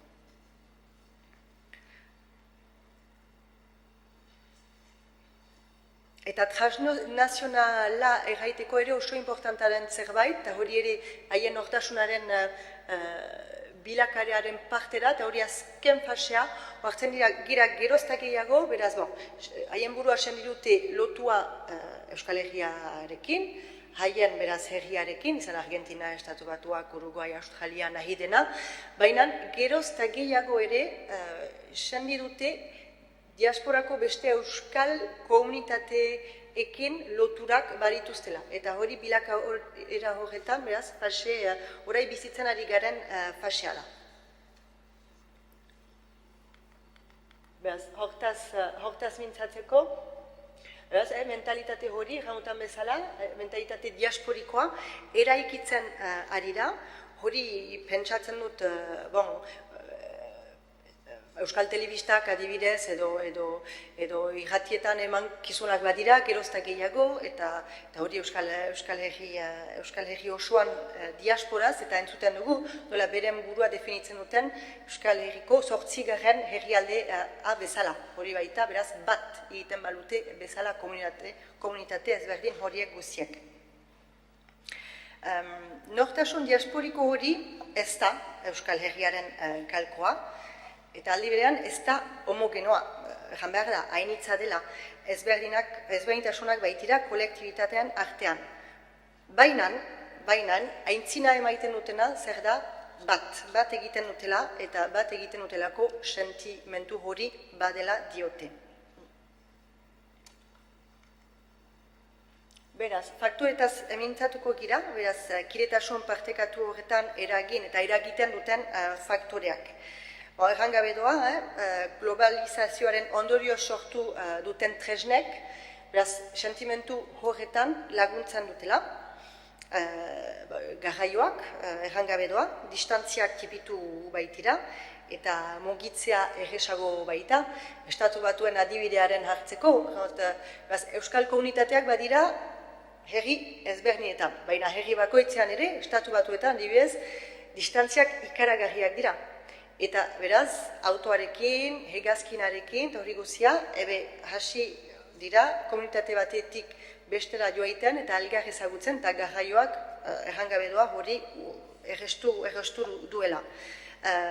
Komunikabideak, nola ez, komunikazioa errestu baita, Euskal Herriarekin, baita kolektibitatean artean,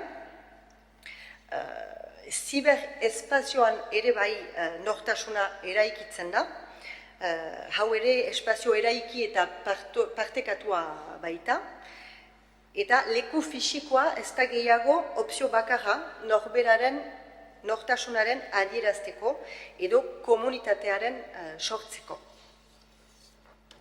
Webguneak badira, kasik Euskal Elkarte guziek webguneak badituzte, orain Facebookekin gehienek gehiago, beraz, Facebookekin lan egite dute, eta denek ez, baina gehienek baute, beraz, Facebook hori alde bat, elgarren artean trukatzeko, haien nortasunaren aitzina emaiteko, eta horrek ere, biztan dena, bat sentimentu horretan laguntzen du. Beraz, nortasun hori lokala eta globala da aldi berean. Eta diasporako euskaldunak batetik bestera pasatzen dira inongo arazorik gabe. Eta komunikabideak lagun, beraz, elgar ezagutzean, euskal diasporako euskal komunitatean ezagutzean mugak erortzen dira. Eta horren adibide konkretu bat emanen dut, hemen baduzue, beraz, mapa bat Bilbao eta Douglas, beraz, Euskal Diaspora idatzia izan den Biblia baitugu, eta guntan, beraz, dokumentu bat agertzen zen, eta ohartu ziren, beraz, tradizionalki, beraz, hori duzue Estatu Batuen mendebaldea, California, Nevada, etc. Eta hemen ez dut deusez erakusteko, ez da argirik, hau da? Bai. Eta ikusten duzu ebiskat? Bai, ongi. Eta beraz, Douglas eta Bilbao zertaz ohartu ziren, migrazio fenomenoak, migrazio katea segitu zuela, hori baita azkenean imigratzen zuen pertsonak, edo Euskal Herritik emigratzen zuen pertsonak, eta eman ezagun Estatu Batuetara imigratzen zuelarik, joaiten zen ezagunen ikustera, edo familiaren ikustera. Beraz, naturalki azkenean Euskal Herriko lurraldean logika hori segitu dute. Joaiten baitziren ezagunen edo familiaren gana. Beraz, hor begiratzen baimagu, bi hitzez, beraz, hemen trompatu nezebarkan azue. Hala. Ona dut, bai. Beraz, Kalifornian hemen, zertaz ohartu ziren, gehienak iparraldeko eta nafartarrak zirela, adibidate bat emaiteko. Gero hemen, Oregon eta Idaho aldiz, gehien bat bizkaitarrak zirela, bai? Eta hemen erditan pixka bat denetarik bazela. Hor, ondoko estatu horietan ere bai gehien bat beraz iparraldeko eta nafartar zirela. Beraz, hola zen, eta azkenean elgar ezagutza beraz tradizionalki, distantziekin eta hori guziak pixka bat zaila zen. Baina, pixkanaka, komunitate guzietan Euskal Elkartean sortzen hasi ziren, garraioen beraz demokratizazioarekin, gehi komunikadibideekin, hasi ziren beraz elgarren ezagutzaren egiten, bata bestearen festetara joaiten, naiz eta distantziak oso handiak ziren, eta praktikak egin du errealitate bat bilakatu dela hori guzia, eta beraz erabaki zuten elkarte guzien artean federazio baten sortzea. Hau baita NABO deitzen dena, North American Basque Organizations. Beraz hori adibide baten emaiteko, beraz nola hasi diren elgar ezagutzen eta elgarrekin lan egiten. Aitzina joaiteko.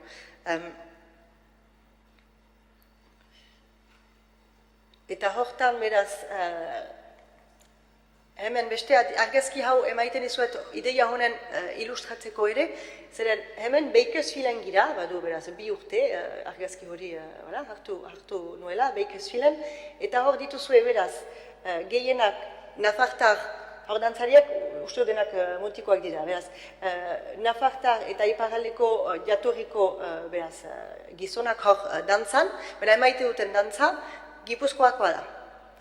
Beraz, duela elgar ezagutu baino lehen nola ez, behaien irakasleek, Nafarroko dantzak bakarrik ezagutzen baitzituzten, edo Bizkaiako dantzak bakarrik ezagutzen baitzituzten Aidaron horiek irakasten zizkieten, baina gero komunitateak elgarrekin lanean arituz, gauzak ireki zaizkie, eta orai provintzia guzietako dantzak emaiten dituzte eta ikasten dituzte, eta bar. Berazkietasun partekatuaren faktoreekin segitzeko, aipatzen nuena eta fite pasako naiz, beraz, elgarrekin lan egin, trukatu, elgar ezagutu, eta beraz, federazioak sortu ziren, beraz, Estatu Batuetan NABO, North American Basque Organizations, baduzue FEBA ere bai, Argentinako, beraz, Euskal Elkarte gehienak beraz FEBan sartuak baitira, eta hor, beraz, 80 elkarte pasa dira FEBan ari direnak, Uruguayen ere bada beste federazio bat. Komunitate desberdinen arteko lanaren aipatzeko ere bai, nola ez, geroa, gazteak dira, eta hor, beraz, argazki bat hor, Elko Nevadan hartua, 100 bat gazte urtero, Estatu Batuetako leku desberdinetan, 2 astez, biltzen dira, eta beraz, badira Kaliforniakoak, baina joan daitezke ere bai Nueva Yorkekoak, edo Arizonakoak, biltzen dira, eta 2 astez ikasten dute Euskal Kultura zer den, iniziazioak egiten dizkiete ere bai Euskara pixkat ikas dezaten, eta sustut lagun bilakatzen dira. Eta gazte horiek dira bi harko azkenean Euskal Elkartean, edo Euskal Komunitate horien liderak izanen direnak nahi badute biztan dena. Eta beraz, horrek ere bai bat sentimentuan, elkarrekin lan eginez, elgarren ezagutzaren eginez laguntzen du errangabe doa. badira beste hitzordu batzu nazioartekoak oso garrantzitsuak direnak, eta hor ere Eusko Jaurlaritzaren jola aipatzekoa da hortan, 4 urtetarik Eusko Jaurlaritzak bultzaturik, beraz, munduko giza taldean munduko euskal gizataldean batzarra antolatzen baitu, eta argazki hau beraz 2011an hartu zen, eta argazki hau ere ilustratiboa da, guztion artean baitzen 2011ko leloa. Beraz hor ere, elgarrekin lan egiteko, elgarren artean zubien eraikitzeko. Beraz, diaspora, diaspora eredu izan litekeen lurraldeetako biztanleen artean kiretasun partekatua izateko. Bai, hein batean nik egan ezake, bai, zen azkenean haien nortasuna balore partekatu batetan oinarritzen da. Eta ez zatitzen duen horretan. Egera, lan bat egiten dutela, beti zer da batzen gaituena, zer da aitzina joaiteko. Eta beraz, hori euskal nortasuna da, euskal kultura, hori baitute denek helburu bera, euskal kulturaren mantentzea. Elgarrekin lan egiteko nahia bada ere bai. Eta horretara heltzeko bilgune espazioak eraiki dituzte, beraz, adibide batzu aipatu baititut, federazioak beraz sortu dituzte, federazio horietan baituzte hainbeste beraz bilkura urtean zehar eta komunitate ezberdinetako ordezkariak heldu dira, hori federazioetan, munduko batzarrean hor aldiz mundu osoko ordezkariak heldu dira, gaztean trukaketaren garatzeko espazioak ere bai beraz antolatzen dituzte, eta hori ongira geroari begira. Eta beraz azken puntu bat, hor lurraldetasun kontzeptuaren beste hurbiltze bat badutela ere, ejan nezake. Ez baitute, lurralde bati errotuak dira bai, baina lurralde hori, ostion erraiten nuela, lehenago erraiten nuen bezala, transnazionala da. Azkenean, hemengoak dira, egan ezagun Argentinan girela, beraz, senitzen dira, hangoak baita hemengoak, bai, Euskal Herrikoak, baita, lotura hori baute, beraz, Euskal Herriarekin, beren herriko Euskaldunekin, baita beste herrietan diren Euskaldunekin. Bat egiten dutelako sentimentu hori baute. Beraz, leku askotako lujaldea, belaunaldi ezberdinetakoa. Beraz, horiek dira aitzina emanen etzazkean puntuak. Mil esker.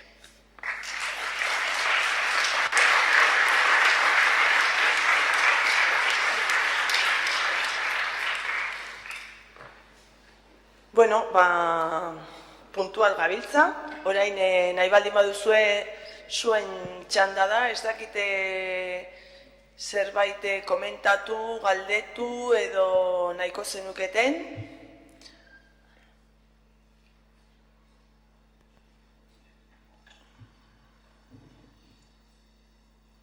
Bueno, pentsatzen duzuen bitartean nik badauzkate gauzatxo batzuk hemen prestatuta. Ramón, hoy en el Parlamento Vasco les han encomendado a los de la ponencia, a los expertos que van a hacer el articulado de la ponencia de autogobierno, bueno, eso, que hagan el articulado. ¿Tú qué peso crees que debe tener en ese nuevo articulado el tema de los medios de comunicación?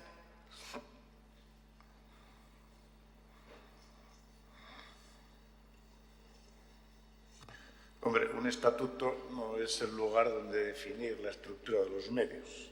Eso requiere una ley específica. Lo que sí cabe es encomendar las funciones relevantes que para la construcción política sí tiene el sistema de medios. Y por lo tanto habrían de actualizar los criterios tanto para la etapa de medios analógicos, la responsabilidad que tienen en la construcción política democrática, como en la era digital, que ya debería estar presente en las normativas de aquí hacia adelante. Es decir, no se trataría de que el estatuto se regule, pero sí que definan el campo de derechos que, aunque sean redundantes respecto a una cláusula constitucional que defiende la libertad de expresión, se amplíe en ese estatuto porque deberíamos de ir más allá de las libertades definidas de manera tan esquemática en el sistema constitucional y cabría proyectarlas al campo de Euskal Herria o por lo menos de la comunidad autónoma. Esto al menos lo hicieron los catalanes en su momento, donde hicieron un pliego largo de derechos de los catalanes en relación a múltiples campos, incluidos el de la comunicación y el derecho a la cultura. Y además puede tener soporte no solamente en la Constitución, sino también en las normativas de diversidad de la UNESCO o incluso en alguna normativa que aparece el derecho a la diversidad comunicativa en el propio Pacto Internacional del año 1966, que por norma ya es parte del derecho interno español y por tanto estaría incorporado. Cabría ese desarrollo normativo en la orientación del soberanismo mediático que uno reivindica. Es decir, es seguro que como la competencia sigue siendo lamentablemente española, porque va definida que los medios de comunicación son de ámbito estatal y la normativa básica la define, pero en todos los intersticios creo que habría que jugar en ese terreno, porque nuestro estatuto, a diferencia del anterior al que tenían en Cataluña, sí que define un campo bastante más abierto de hiperdesarrollo, posible desarrollo de la comunicación vasca, que no hemos desarrollado. Eso es lamentablemente lo curioso. Los catalanes tenían menos margen porque no era una competencia propia definida como tal, sino que era corresponsabilidad, y nosotros, que sí la teníamos, hemos malgastado lamentablemente una oportunidad estatutaria que estaba ahí, porque se conoce que se estaba cómodo con el control del medio que está más cercano, que por no regularlo pasó lo que pasó en la etapa López, que se aprovechó de una normativa que estaba no pensada en términos neutrales, sino en términos partidarios en su ejercicio. Es decir, se perdió una oportunidad de tener una ley de comunicación amplia en los años 2000 o una ley de ITV que fuera de corte neutral, de corte digamos, corresponsable, de participativo y, desde luego, que no fuera un chiringuito que pudiera articularse desde los partidos, sino desde estructuras intermedias independientes que podían haberlo gestionado mejor. Es decir, llevamos mucho retraso. Ojalá, por lo menos en el terreno más de definición conceptual, aparezca en ese estatuto, pero no le toca regularlo en sentido estricto.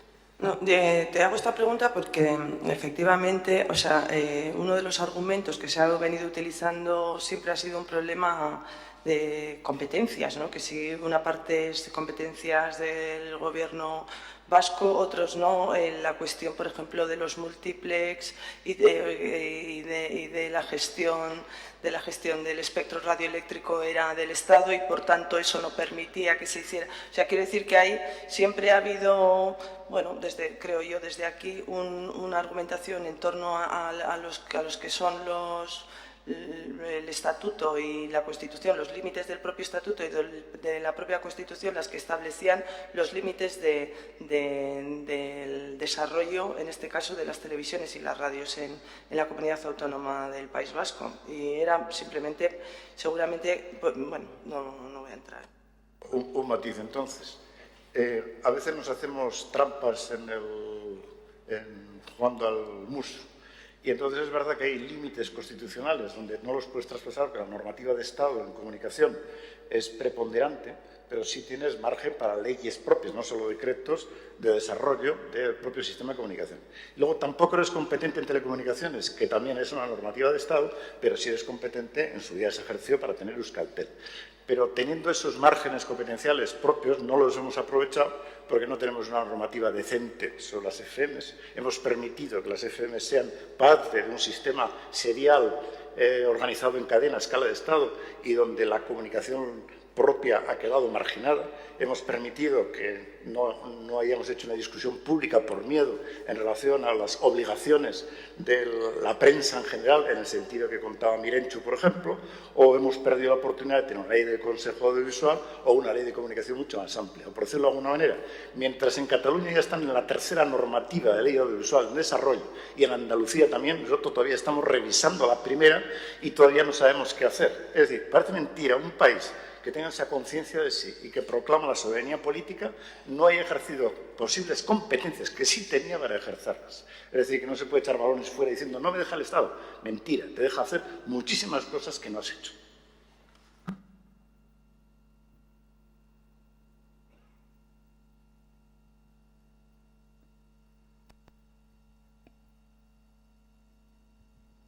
Bien, al hilo de una de las intervenciones, concretamente la de Ramón, que ha hecho referencia en un momento de su amplia exposición, que no le hemos dado suficiente tiempo como para trasladarla, hacías referencia a algunos de los fenómenos o de representación cultural de calidad a nivel de país, ¿no? Entonces, más que hacer una pregunta, quería añadir un comentario. Meses interesante en relación a algunas intervenciones, muy particularmente la que en la Universidad de Santander este verano, yo no tuve la oportunidad de estar, pero lo he leído, tuvo John Maya, a la hora de, bueno, lógicamente hablaba de la danza, pero como uno de los temas de representación o de presentación cultural, ¿no? Y hacía una doble consideración, una en relación con el tema de lo local y lo universal, y otra en relación con lo tradicional y lo contemporáneo. Y me pareció muy interesante la consideración. En relación con el tema de lo local y lo universal, ahora que hablamos de globalización y del tema de cómo abordar el tema de la globalización como una oportunidad o como una amenaza, él lo llevaba a una conclusión muy sencilla. Decía, el reto es la calidad. Si hacemos las cosas con calidad, una cosa local, y tenemos bastantes ejemplos recientes, se puede convertir en universal. Luego el reto es la calidad. Y en relación con el tema de la dialéctica entre lo tradicional y lo contemporáneo, decía que son osagarria direla, que son complementarios, porque lo tradicional ofrece un poco contenidos y lo contemporáneo ofrece un marco nuevo, ¿no? Y me parecían dos temas interesantes que he tratado también de trasladar en esta dinámica del libro blanco que tratamos de componer entre todos.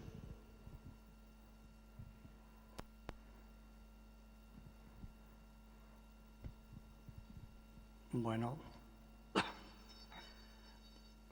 creo que es una sala de debate y una ocasión en la que podemos hablar, y me refiero pues a la intervención a la intervención de don Ramón Zallo. Hurbildu mikroa bizkar. A la intervención de don Ramón Zallo, que tengo que decir que no me ha gustado absolutamente nada. No puedo evitarlo. No puedo evitarlo y no puedo evitar, además, intervenir, porque no quiero dejarlo pasar así como así. No es fácil que pueda comentar, en fin, muchas intervenciones, porque la lectura ha sido muy rápida. Y además, pues no podía tomar tampoco notas de cada cosa, porque se acumulaban inmediatamente. Así que lo que quiero es sí manifestar que el exceso de solicitudes, sugerencias, peticiones, ha sido de un batiburrillo que da una imagen, bueno, desmesurado sin duda, y que da una imagen, que transmite una imagen del País Vasco, pero fatal, totalmente, y no creo que corresponda a la imagen cultural que tiene el País Vasco.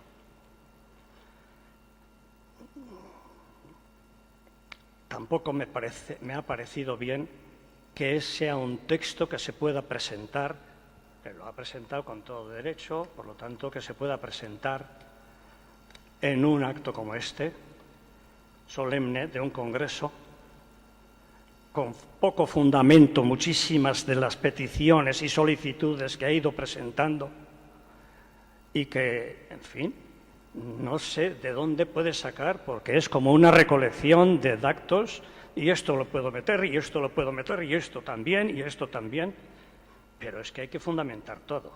No se puede ser así. En fin,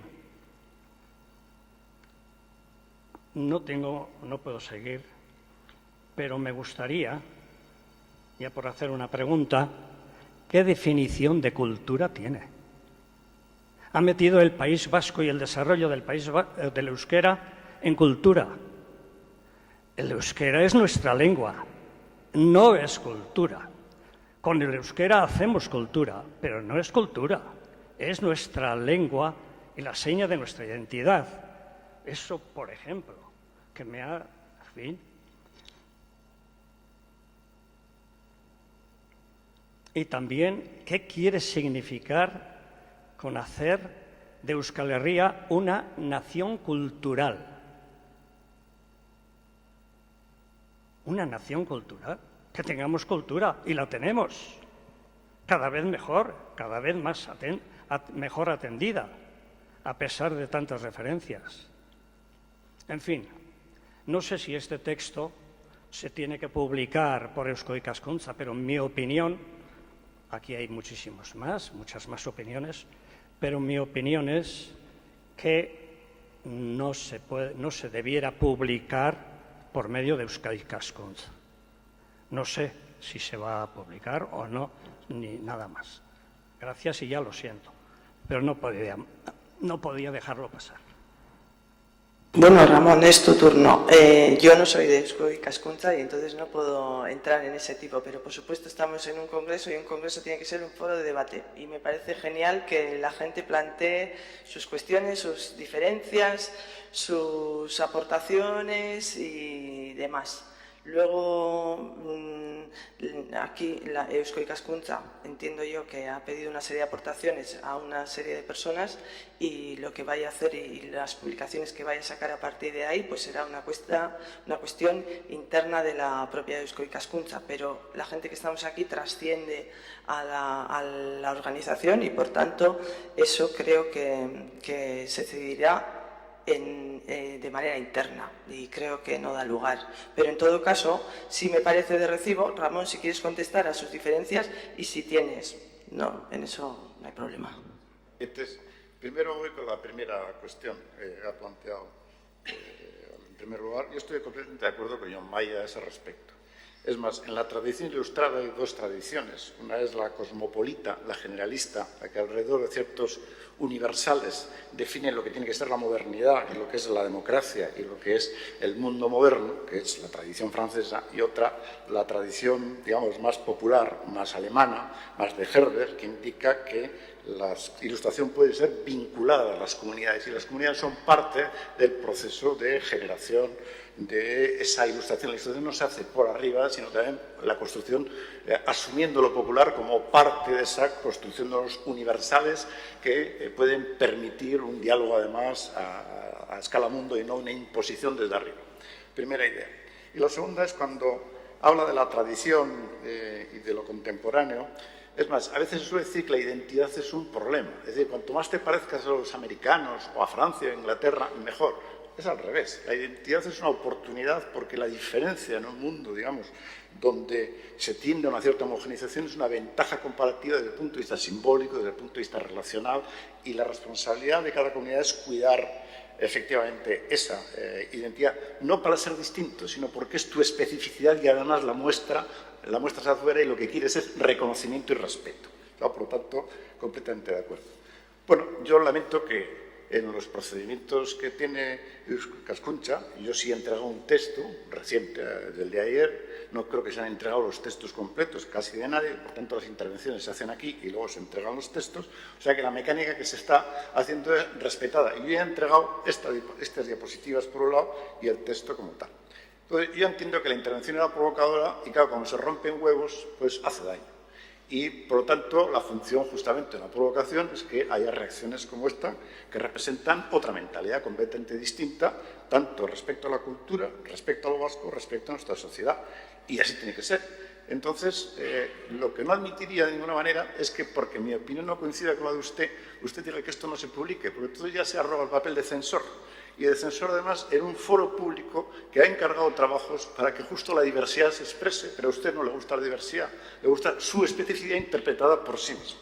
Entonces, por lo tanto, lamento disentir, mi concepto de cultura es que la lengua sí está dentro de la cultura, pero tiene una especificidad muy enorme a la que he dedicado, justamente, pues he tenido que hacer un resumen que a usted le ha parecido, digamos, un atropello de ideas, pues confíen que son 40 años de trabajo donde hay un texto escrito muy largo que lo soporta y no es una búsqueda improvisada de demandas hacia las instituciones, sino cristalizado a lo largo de muchos años de trabajo, demandando y además experimentando incluso en esos campos desde el corazón, vamos a decir, de las instituciones. Porque yo estuve en el gobierno y justamente pretendí buena parte de estas reivindicaciones convertirlas en realidad. O sea que esa vocación proactiva no me la niegue y no es un problema de discurso digamos, atropellado. No, tengo las ideas muy claras y además las vinculo la política, la sociedad, la cultura, la comunicación y euskera como un todo uno, en lugar de separarlo, y por eso he hecho un discurso en el que lo comunitario queda como insuficiente para la Euskal Herria de hoy, moderna, en la era digital.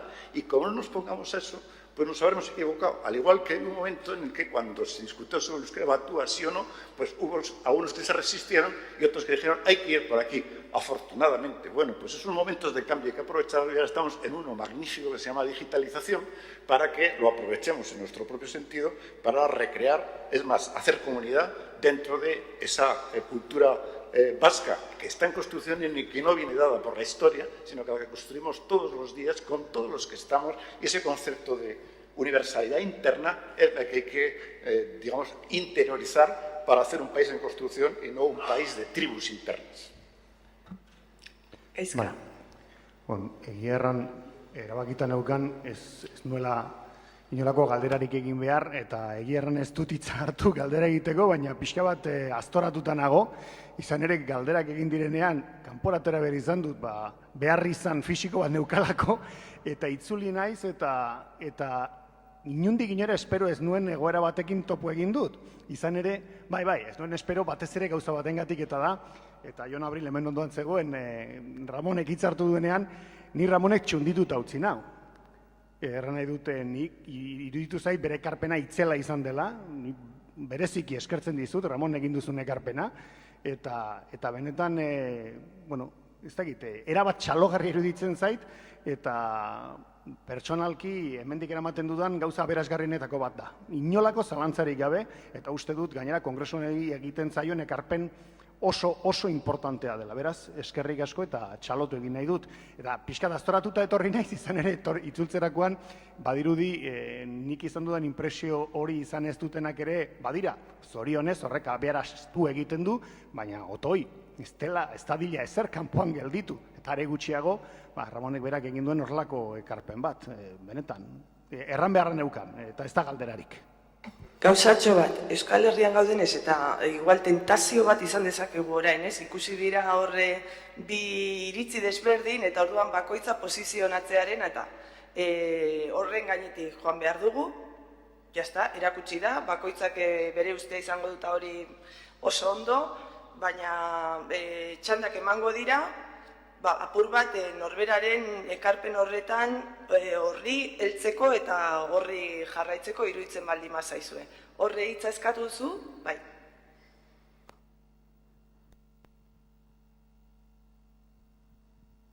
Atzaldeon, nik ez dakit ez dudan ikusi, ez dudan ulertu, baina Ramonek egin duen zerrendan, oso interesgarri iruditzen zait, ez dakit ez dan falta beharko litzakela ere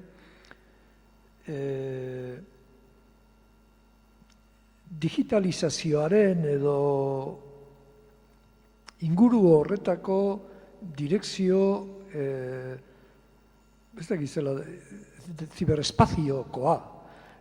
Hau da, ari dira sortzen eduki pila bat, da ejemplo bat ipiniko dut. Sartzen bazara Wikipediara ipintzen du. Xavi Prieto, futbolista español, tal, nacido en San Sebastián, no sé qué, no sé cuántos, tal. Vale. Da, nik geratzen ez harrituta. Honek, hau egin duenak, galdetu dio futbolista hori ipintzea, horrela ipintzea nahi duen. Claro, ez bada hor aktuatzen, hori de hecho hola da. Ero, San Francisco Javier, santo español, no sé qué y tal. San Francisco Javier izango da Santo Navarro, baina zehoz ez bada izen, da espainol gaurko ikuspegiakin. Osa, historiara ere joan behar dalako. Ez dut esaten ez danik ipini behar, nik hor, behar bada bai, baina errotik gauza pila egina moruan daude eta hori iruditzen zait ez dala gestionatzen. Da, ez dut ikusi, oiz naiz konturatu zure ekarpenean zegoen, da, lehenuk ere zure iritzia horren gaia.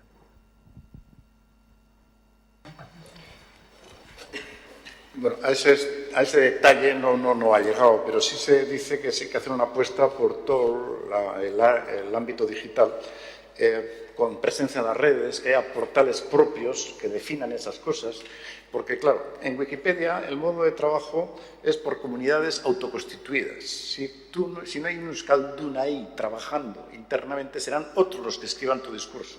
Pero también puede ocurrir que hay euskaldunes trabajando, y conozco unos cuantos, que intentan definir para la Wikipedia conceptos que nos son queridos a nosotros, pero aparece el fenómeno de los trolls. Trolls que muchas veces son agentes de policía, que intentan borrar contenidos que aparecen o discutirlos para que no queden como el acuerdo entre el conjunto de digamos, agentes que han intervenido. ¿Qué quiere decir eso? Quiere decir que mientras otros están invirtiendo no solamente en contrainformación y en borrar contenidos y en hacer una historia a su medida, otros basados solo en voluntarismo, pues obviamente eso cansa mucho y esta persona que conozco que ha estado trabajando para Wikipedia voluntariamente para introducir contenidos más próximos a nuestras creencias comunitarias, pues al final se ha aburrido porque no hay manera de sacar adelante trabajos. Por lo tanto, hay una obligación quizá de hacer portales públicos propios, portales que sí definan ese tipo de contenidos y sean fiables, al igual que el tema de la agencia de noticias que decía. En lugar de que otros, a la hora de aprender sobre Euskal Herria, miren a la agencia Europa Press o a EFE, sepan que hay una agencia de noticias que sí tiene el punto de vista de los vascos, no desde el punto de vista ideológico, sino de información sensible que cubre un determinado contenido. Es decir, si no cuidamos nuestros propios contenidos, serán otros quienes lo escriban y nuestra historia la escribirán otros.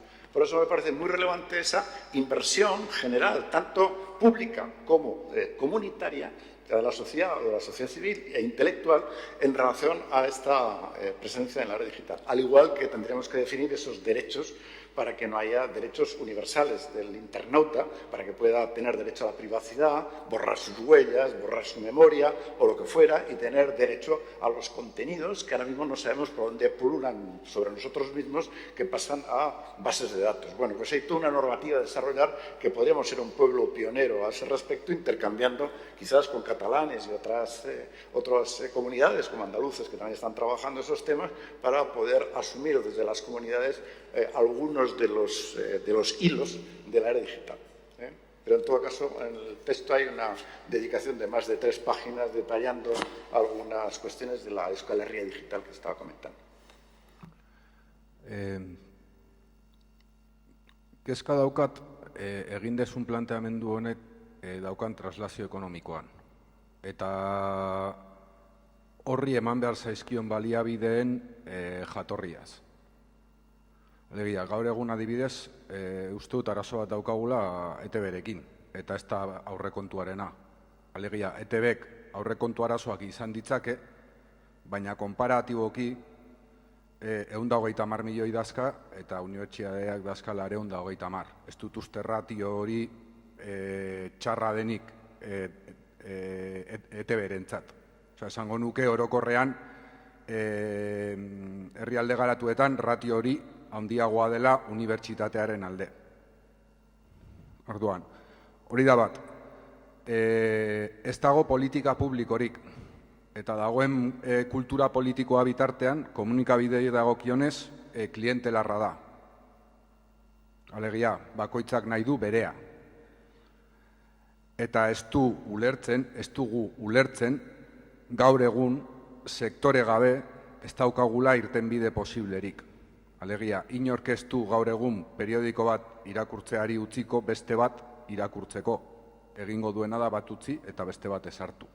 Eta hori, eraman daiteke zea guztietara. Bitartean, egiten dezun irakurketarekin, Ramon eta Sari naiz, uste dut digitalean paperean geneukan harremanari tartea kendu diogula, gutxitu diogula.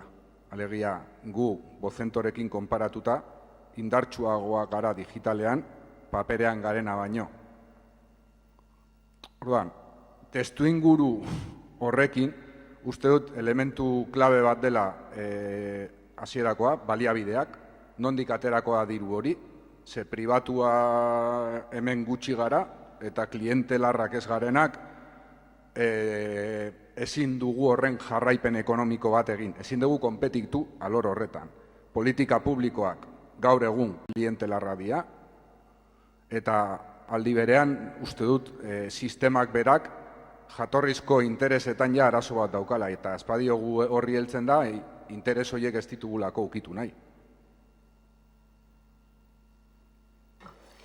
La apuesta pública ha sido en general solo por el servicio público gestionado de manera partidaria. Esta ha sido la apuesta que hemos hecho como país en la comunidad autónoma de Euskadi.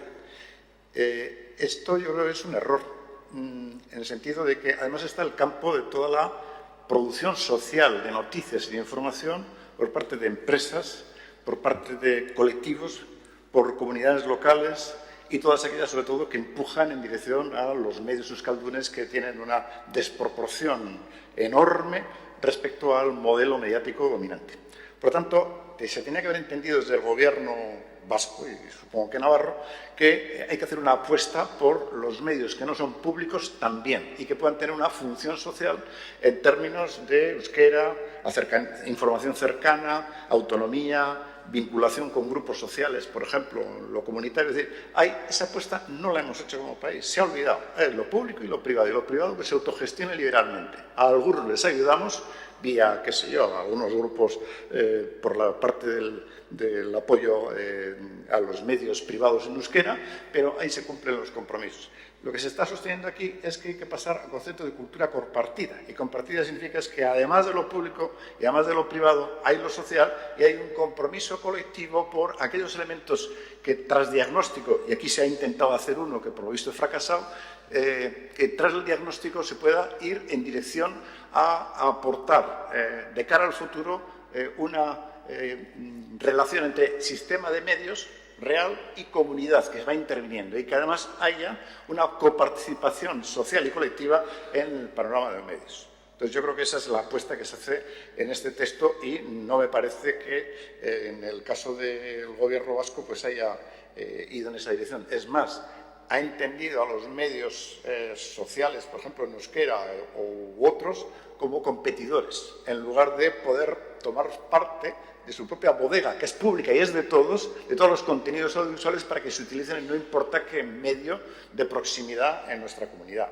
No, estoy totalmente de acuerdo en esa parte, pero en mi experiencia en el contexto europeo, creo que en la creación de medios, en términos a la vez populares o comunitarios, como les llaman ellos, pero empresarialmente viables, somos una potencia en comparación con el resto. No hay un caso como el nuestro, donde se han levantado dos proyectos que se han cerrado y se han vuelto a levantar. No hay un solo caso en el contexto occidental donde haya habido dos empresas que han sido capaces de levantarse en términos populares una vez, ser cerrados por el Estado y volver a levantarse. Comparto la percepción que tiene sobre la falta o el error de las políticas públicas, pero, sin embargo, en términos comunitarios, creo que tenemos que reivindicarnos como una potencia, sin que eso oculte todas nuestras debilidades. Pero es muy fácil jugar al libre mercado siendo vocento si te quitan la competencia dos veces, si la Kutxa te regala te compra los terrenos, o sea, si te cierra la Audiencia Nacional dos medios. Así es muy fácil jugar al libre mercado, si tienes la posición hegemónica respecto a la publicidad. Si la ETV compite con los otros, no contigo, si se convierte en el medio que difunde tu agenda, mientras compite en publicidad con los medios a los que las propias instituciones no le dan esa publicidad ni en la cuota que le toca en el kiosco. O sea, estoy de acuerdo con la crítica, pero junto con esa crítica, o sea, deberíamos reconocernos como lo que hemos sido capaces de hacer. levantar 2 proyectos, dos en lengua minoritaria y otros 2 con una perspectiva social radical que no se da en todo el contexto europeo y que sigue siendo, en el caso de, no es porque es el mío, pero lo tengo que reivindicar, el segundo en Kiosco de Guipúzcoa, el tercero en todos los otros territorios y sin comparación en el contexto europeo. Estoy completamente de acuerdo contigo. Haría un matiz. Tiene el mérito de haber sido como fenómenos de sociedad civil que han conseguido aupar medios con mucho coste, con mucha participación, mucho pequeño capital para sacarlos adelante, tiene un mérito impresionante.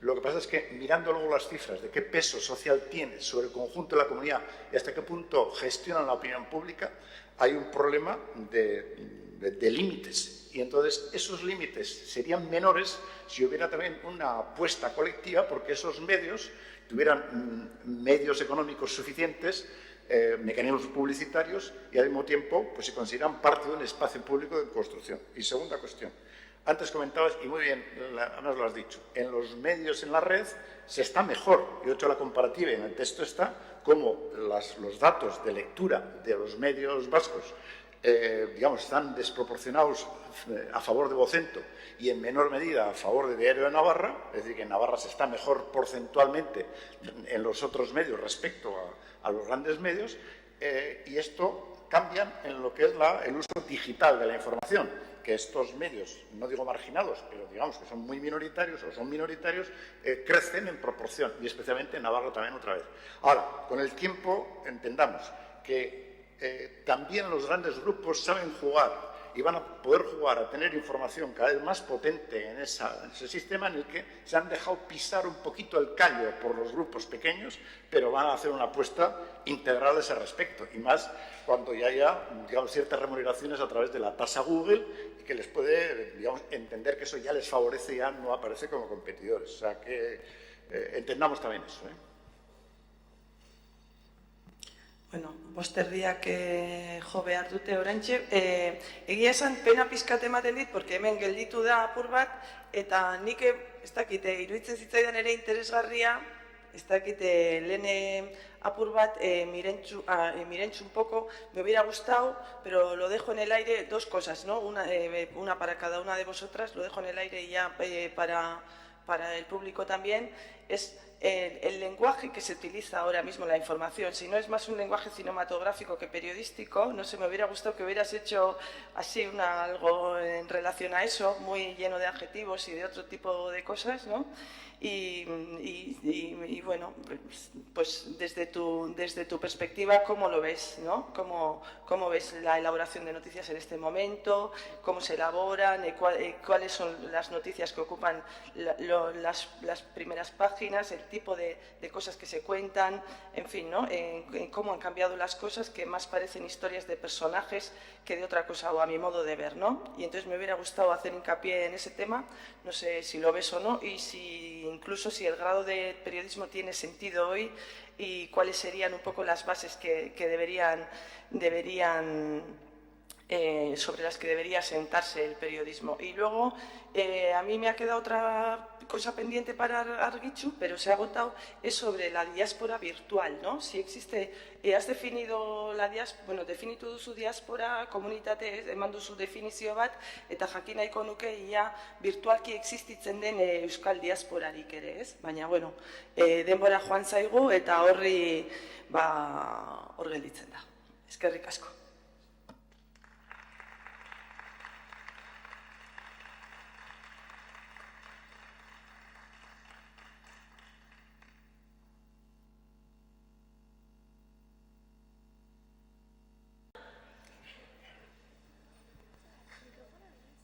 Osagai gehiago eskainiko diogu debateari, garbi dago, eztabaidan, kontrastean jarraitu behar dugula, eta lehen esan dudan, hemen ez da bukatzen, hau lehenengo puntua da, eta jarraituko dugu.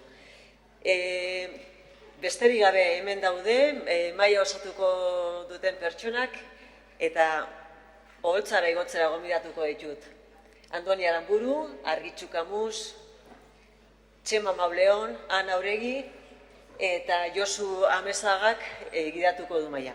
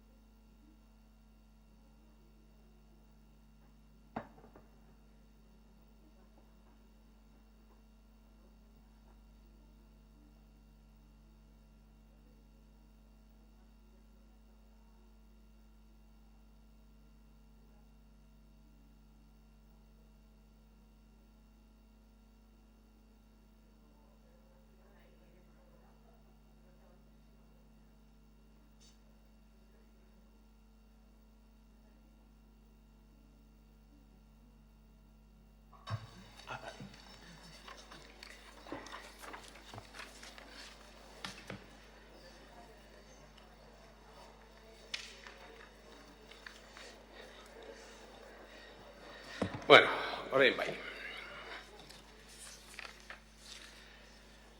Mai inguru honen asmoa da gai potolo bat planteatzea, orain arte egin dugunaren ildoari jarraikin, eta orduan, hemen ez da izenburua agertzen, mai inguraren izenburua da galdera bada. Alegia, komunikazioaz ere egiten ote da Euskal Herria. Euskal Herria zer den, asko eztabaidatu da historian zehar. Hau itzi da zera? Ez dela saltoka ebiliko gara, holase. Euskal Herria zer den, eta nola osatu den historikoki, eta gaur egun nola osatzen den da, etengabe eztabaidatzen den zerbait da, eta orduan, eztabaida horretan ere, beste gai basartu nahi dugu. Orain arteko interbentzioetan ere gai atera da, baina orain espezifikoki heldu nahi diogu, alegia komunikazioaz ere egiten nota da Euskal Herria.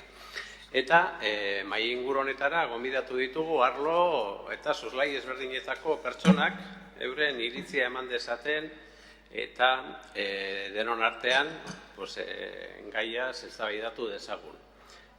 Mai inguruaren egitura hasieran pentsatuta eduki duguna bederen izan da lehenengo interbentzio laburbanaren ostean galdera batzuk planteatuko ditut eta gero utziko dugu tarte bat denon artean ere galderak eta interbentzioak egin ahal izateko.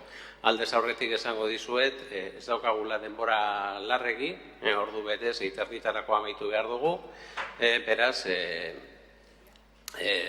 segurazki debatea ez dugu agortuko, ez dugu zertan, eta gainera galdera honi erantzutea ordu betean anbiziotzu egia izango litzateke. Beraz, ezer baino lehenago, aurkeztuko dizkizuet, maiaren bueltan ditugun lagunak, nire eskerretara lehenengoa Txema Mauleon, soziologoa da, formazioz, eta orain arte, ardura ezberdinetan ibili da, okerrezpanago herri ezberdinetako zinegotzia izan da, eta baita foru parlamentaria ere, eta gaur egun Nafarroako foru gobernuko eskubide sozialen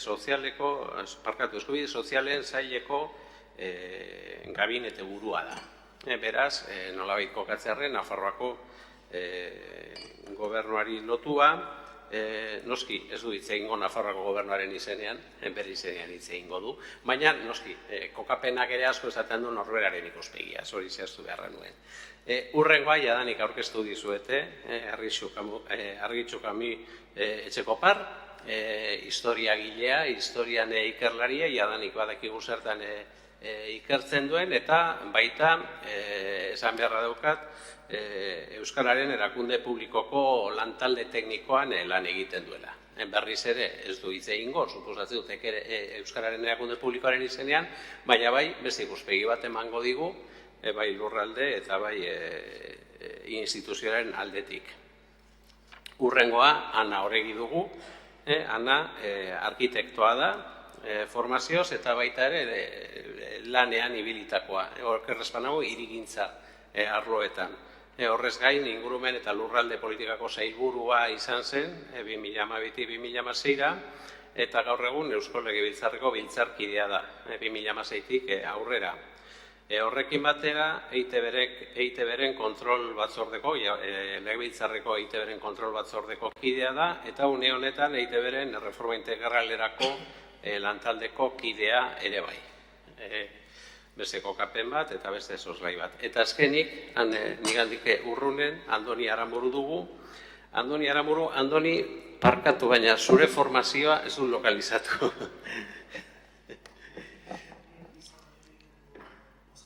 Hola.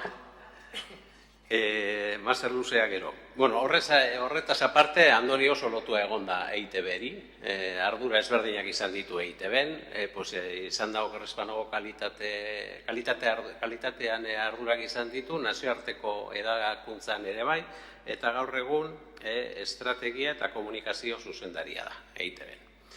Beraz, zuzendaritza taldeko kidea berriz ere, imaginatzen dut Andonik bere izenean hitzek moduela eta ez EITB-ren izenean.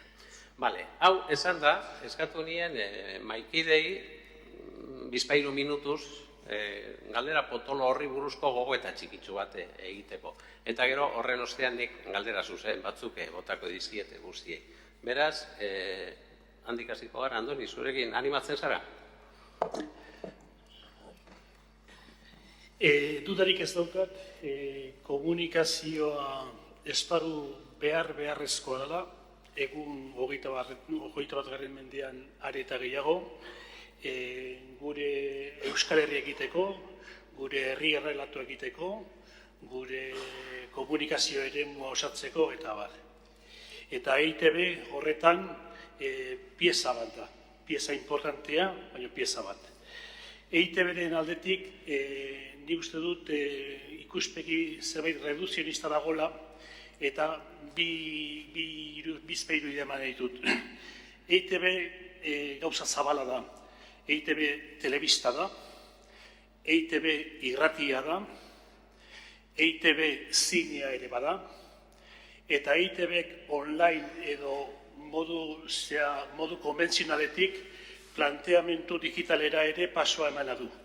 Eta planteamentu digitalean baditu bere plataforma propioak, esate baterako EITB Eus, EITB Nahieran, hainbat app-ak eta bar, eta EITB bada ere kanpo plataformakin o hirugarren plataformetan egiten den edukiekin. Adibidez Facebook, Twitter, Instagram eta bestelakoak. EITB aztertzen denean eta EITB eta zentzuten dudanean, nik uste dut jendeak ez duela konsiderazio hori hartzen. Bukatzeko eta EITB ez da EAen bakarrik, da EAen, EITB Nafarroan ere badago, iparraldean ere badago, eta datorren ostiralean ponentzia bat daukagu Argentinako euskaletxeen batzarrean bilkuran Argentinan ospatuko dena. Diasporan egon bagaude ere. Orduan, perspektiba zabalorekin hartu nahi nioke gaia eta utzi nahi nuke tema eta ni uste debatea oso interesgarri izango dela. Eskerrik asko, Andoni, nahi guzuan da jarritu? Bai, arratsalde on guztioi eta eskerrik asko gonbidapenagatik eta baita zoriondu Eusko Ikaskuntza eta kide guztiei egiten ari garen guztien artean ibilbide aberats honengatik, ez? Bueno, ni galdera jorratzen zuzenean esango nuke baietz, ez? Noski egiten dela Euskal Herria komunikazioaz, baina asko gustatu zait gaur zelan antolatu dan jardunaldi hau, egun hau, bizikidetzaz hitz egiten, oro elkar bizitza, ze gogoetak izan ditugu goizean, baita horrekin lotu dut oso modu honean ikusi dut, oso modu atseginean ikusi dut argitzuk komentatutakoa ere, zelan diasporan elkartzen gaituzten gauzetatik abiatzen dira gauzak eraikitzeko, eta nik uste dute hori guztia ezin dugula ahaztu, daukagu komunikazio eremu bat, nahi dugula egin horren bitartez nahi dugu Euskal Herria ere sustatu, noski, baina beti ahaztu gabe bizikidetza eta elkar bizitza hori. Nik uste dut hori importantea dela. Hau dan esaten dut, ni Eusko Legebiltzarretik nator, esan den moduan, eta orduanan, egunero, lehiatu egin behar gara, 5 talde politikoen artean. 5 talde politikoak gaude momentu honetan Legebiltzarrean, iritzi batzutan guztiz kontrakoak, batzutan adosten dugu, baina egia da oso zaila egiten da adostasunak lortzea. Gauzak horrela, nik uste dut postekoa da, legealdi hontan, talde guztiok erabaki genuen, hau batez erabaki genuen ponentzia bat eratuko genuela EITB-ren reformari ekiteko. Eta ponentzia hori martxan dago, abian dago, lanean gaude, Eta gustatuko litzaidake apurtxo bat, minutu baten esatea. Bost eremu daukagu, bost eremu jorratzen ari gara, eta horiek dira zerbitzu publiko eta edukiak. Bigarrena da gobernantza, hirugarrena antolaketa eta finanziazioa, laugarrena euskera, ikusten dugu gauza transversal moduan, noski, eta bosgarrena berdintasuna edo ekitatea nahi duzuen moduan. Lan horietan, pentsatu genuen hasieratik lanak egin behar ziren partaidetza publikoarekin, eta hola adostu genuen lan guztiok, hemen ere daude nire ponentziakide batzuk ere badauz, eta horre soziometro bat egin genuen, jakiteko Euskal Herriko EAEko pertsonek ze pentsatzen zuten EITB-en inguruan, eta orain martxan abian jartzen ari gara parte hartze, tailer parte hartzaile batzuk. Eta horiek hurrengo hilabetetan izango dira, eta noski norbait interesatuta badago, gonbidatuta dago tailer horietan lan egiteko, parte hartzeko, ekarpenak egiteko, baita plataforma web horrian bai Eusko Jaurlaritzan eta bai parlamentuan zabalduko ditugu interneten plataforma batzuk parte hartzeko eta bakoitzak bere ekarpenak egiteko. Euskal Herria nahi dugu eratu, baita komunikabideen bitartez, noski, baina zelan. Eta nire ustez, galdera hori oso importantea da, elkar bizitza begitik kendu gabe, eta horretarako, nire ustez, bakoitza eremu bakoitzak egin behar du eretzerako lanak, diot EAE, diot Nafarra, diot Iparralde, eta denen artean erabaki behar dugu, eta horren barruan, tarte bakoitzaren barruan, baita etxeako lanak egin behar dira, alde politikoak, gizarteak, denen ikuspuntu barruan sartzeko.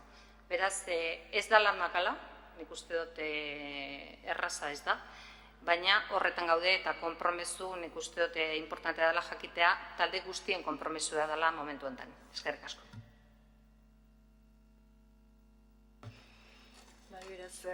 Nik ere bai, anak egin nuen bezala hasiko naiz zuzenean, beraz pausatua zaigun galderari erantzuten, komunikazioz ere egiten dea, beraz, Euskal Herria. Eta, erran gabe doa baietz, horrekin ados naizela. Euskal Herriko lurraldeetan, bata bestearen ezagutza maila aski apala dela, eta kohesioa bilatzen bada, elgarren berri emaitea eta hartzea ezinbestekoa da, nola ez. Bestearen ezagutza eginez, baita gure pertzepzioa ere aldatzen, gure begirada handitzen, eta bestearen berri izatea gure analisia zorrozten baitu. Elgarren berri balin badugu, ondoko pausua zer da? Elgarrekin lan egiteko pausua, edo elgarrekin lan egiteko urratsa erresten du horrek. Baina behar dugu lehenik elgarren berri izan. Naiz eta baden, bestandena bide egiteko. Iparraldeko, beraz, iparraldeaz ezkira hainitz mintzatu, pixka bat hor puntu batzu aipatuko ditu, eta behar bera gero debatean izanen dugu parada pixka bat gehiago sartzeko. Euskaraz diren komunikabideetan, erran daiteke, beraz, iparraldean, beraz, euskaraz diren, eta hegoaldean ere, euskaraz diren komunikabideetan, erraiten ala, indar hori egiten dela. Euskal Herria, beraz, EAE baino urgunago, Nafarroa baino urgunago, Iparraldea baino urgunago, beraz, adibidez, euskaraz diren komunikabideek iparraldean, indar hori egiten dute. EAEko eta Nafarroako berri emaitea. Beraz, EITB aipatzen genuen, adibide txiki bat asko gustatu zaidana, beraz hori duzu ezagutzen duzuen herri txiki, infernu handi programa, izigarri gustatzen zaidana, eta hor herri ezberdinetara joaiten dira, eta ezagutzen ditugu herri ezberdinak, eta hor ez dituzte eaikoak bakarrik aitzina emaiten, iparraldekoak ere bai, Nafarroak ere bai, herri txikiak, handiak ere, egin zituzten ez du aspali, Bayona, Bilbo, etc. Beraz, olako tresnak oso importanta dira, iparraldearen orena ere bada, EITB irratiak antena bat badu ere bai Baionan, beraz horiek hortan laguntzen dute biztanena. Euskal irratiak, beraz, iparraldean, Euskal irratiak dira Euskaraz diren irratik guziak batzen dituzten federazioa irratian, horiek beraz Euskal irratiak dira. Eta hauek ere, beraz, saiatzen dira, beraz, iparraldetik haratago diren berrien eta horren berri emaitea. Eta hori oso garrantzitsua da. Azkenik federazioan sartu den irrati bat, Antxeta irratia, adibidez, munga bi aldetik den irratia da, hor, txingudi aldean. Beraz, hori ere oso positiboa da. Bainan, bakizue, iparraldean, beraz, gehien bat irakurriak, entzunak, ikusiak diren komunikabideak ez direla euskarazkoak, frantsesezkoak baizik, izan Sudoest, edo Euskal Herriaren berri emaiten duen, beraz, programa txiki bat, 6 minutukoa frantses telebista publikoan François Euskal Herri dena, edo France Bleu Pays Basque ere bai, baina egia da, hor, aitzina emaiten duten Euskal Herria, iparraldeari mugatua zaiola. Eta hor dira, beraz, irakurle gehienak, entzule gehienak, ikusle gehienak. Beraz, bada, oraindik lan egiteko.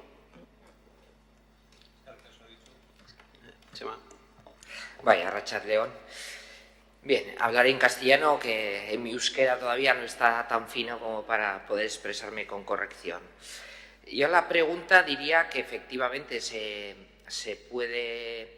La comunicación contribuye no solo a la construcción de Euskal Herria, sino también a la anticonstrucción de Euskal Herria, ¿no? De hecho, una sociedad plural como es la nuestra y si lo circunscribimos al ámbito de Navarra, todavía más es evidente que hay una pugna, digamos, de todo tipo. Hay una pugna política, hay una pugna por la construcción de las identidades nacionales, y este es un elemento central, y la pugna se produce en muchos ámbitos, ¿no? Pero también en el ámbito, como es lógico, de la comunicación, ¿no? Efectivamente, con la comunicación se construye sociedad, pero no siempre van en un mismo sentido, sino que se producen lo que hoy se llama también, o está muy de moda, la pugna por el relato, la pugna por el discurso, la pugna por de alguna manera, construir una identidad u otra hacia un sentido u otro en función de las preferencias fundamentalmente políticas de la sociedad, ¿no? Yo creo que hay que tener clara una perspectiva de una nítida separación de lo que son los medios de comunicación públicos de lo que son los medios de comunicación privados. Creo que en el ámbito público hay que exigirle mucho más, pero hay que exigirle especialmente, hay que exigirle que tiene que garantizar la independencia al máximo de los poderes políticos, por más que sea un espacio público, porque no deja de ser medios de comunicación de todos y todas, se esté en un momento dado u otro en el gobierno o en la oposición. Hay que exigirle, por tanto, esa pluralidad, hay que exigirle independencia, hay que exigirle, yo creo, un rigor también especial y una ética todavía más firme que al resto de medios de comunicación, ¿no? ¿Por qué? Porque es, insisto, de todos y de todas y por tanto, digamos, han de procurar, ya sé que eso es imposible como la condición humana, ¿no? Pero han de procurar en todo caso establecer una comunicación de esa pluralidad y en ningún caso que predomine digamos, un relato u otro, la construcción de una identidad u otra, ¿no? Porque, insisto, es de todos. En el ámbito privado, pues efectivamente en el ámbito privado ya lo vemos todos los días, ¿no? Normalmente entre los propietarios y propietarias de los medios de comunicación con sus líneas editoriales son las que marcan el relato, esa misma editorial, cómo se trata la información y qué tipo de identidades, de apuestas políticas, sociales de todo tipo se hacen, ¿no? En ese aspecto, ¿qué se les puede exigir? Se les puede exigir también desde un punto de vista democrático pues que sean lo más plurales posibles igualmente, que sean digamos lo más rigurosos, que mantengan una ética profesional lo más rigurosa posible, pero sabemos, y no hay más que ver todos los días las portadas de los medios de comunicación o de escritos, me da igual del tipo que sea, para ver que no sé qué sensación tenéis vosotros y vosotras, desde luego mi sensación, en esto no doy un dato sociológico, sino más de impresión, es que en los últimos años, si hacia algo se está avanzando, es hacia un periodismo cada vez más de trinchera desde el punto de vista político-partidista frente a una concepción más pluralista de los medios de comunicación.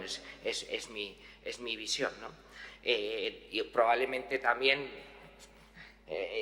quizás quien no era tan joven hace 20 años, igual tiene otra visión, ¿no? Mi sensación es que en los últimos 20 años se ha avanzado en ese sentido hacia una filosofía mucho más partidista en los medios de comunicación privados y en los públicos, pues francamente también, ¿no? Con honrosas excepciones que podríamos señalar, ¿no?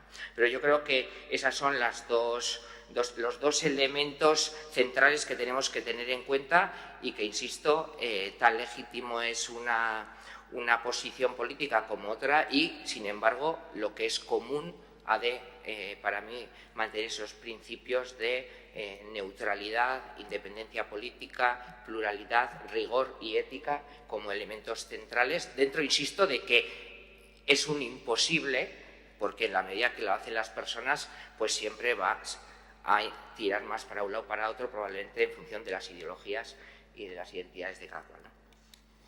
Eskerrik asko, Txema. Bueno, zorionekoa naiz eta zorionekoak izan beharko genuke danok, izan ere, galdera potoloari guztiek erantzun diote baietz.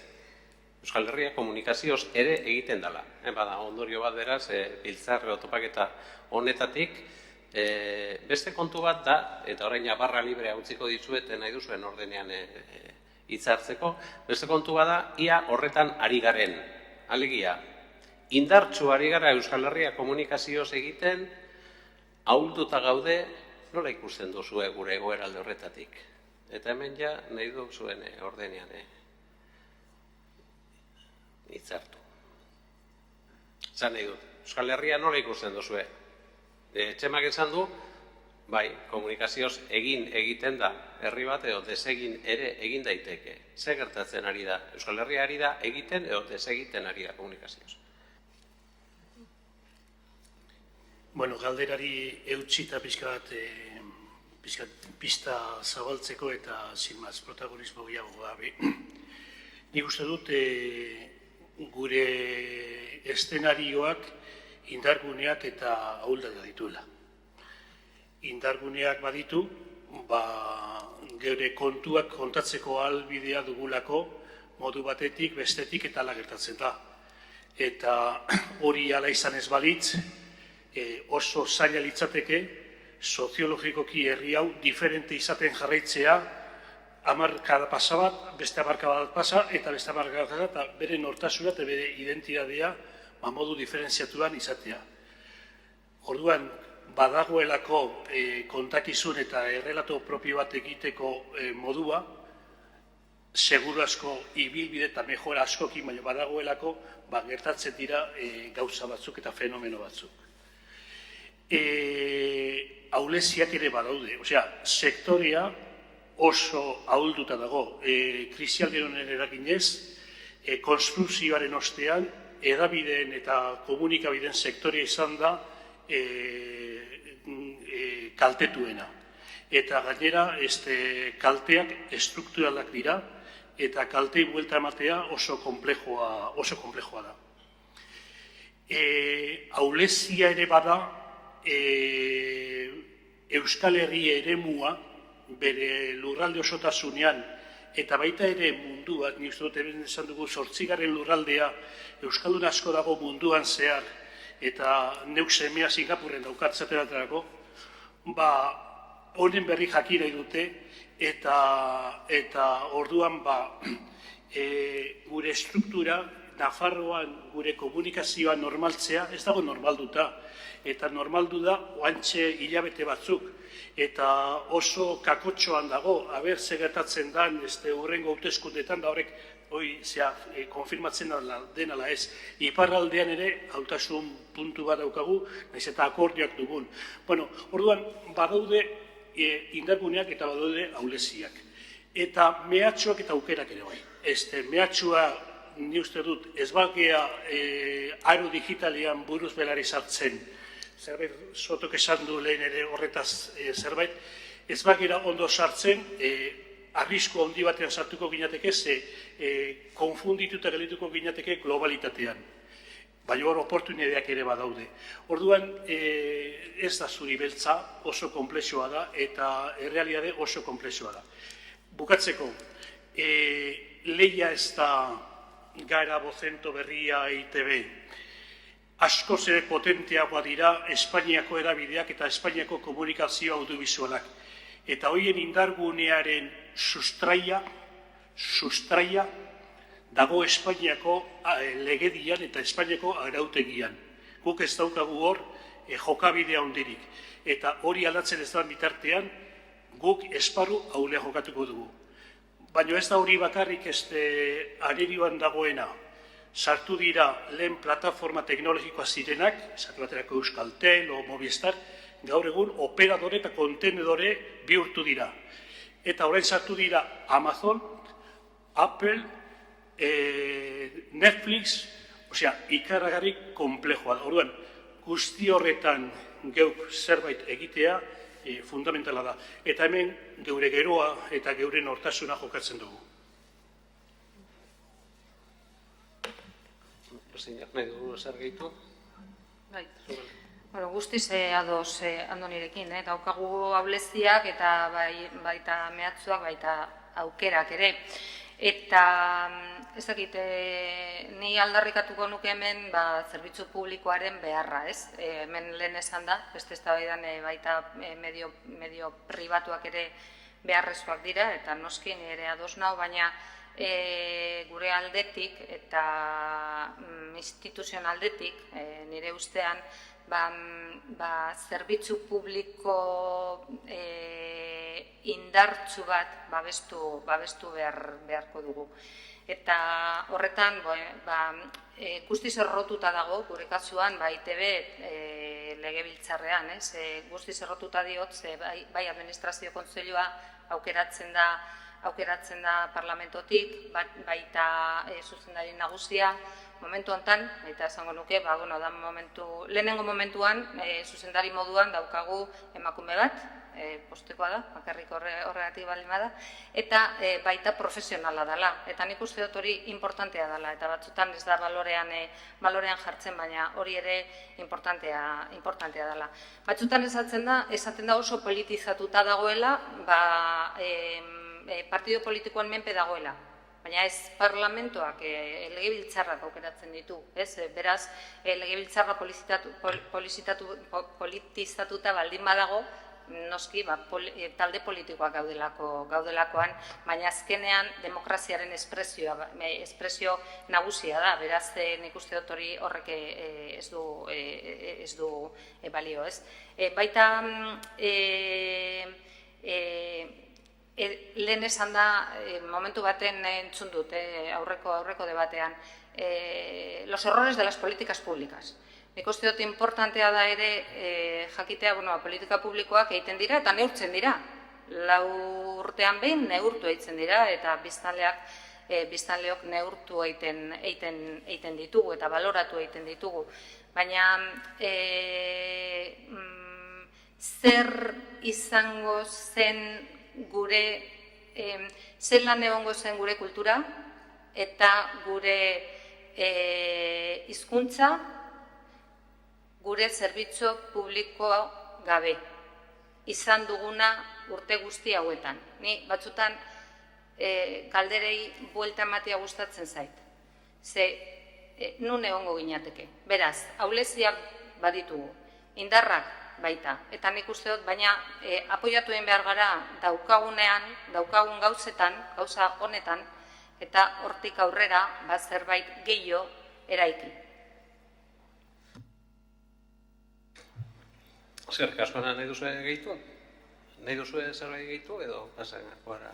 Bai, adibide tipi bat barra zuzenki zure galderari erantzuteko eta berriz ere ipajaleko kasketa maen dut buruaren gainean, jakiteko komunikabideak laguntzen duten kohesioa eraikitzen edo ahultzen duten, bestan dena biak posible dira eta komunikabideen politikaren arabera da, baina bai beharri komunikabideak laguntzen aldutela kohesioa eraikitzen, jasonerekin autoan ginen hor eta adibide bat etorri zitzaigun burura, eta nahi nuke zuekin partekatu kohesioari lotua baita, beraz, iparraldean, 3 probintzia ditugu,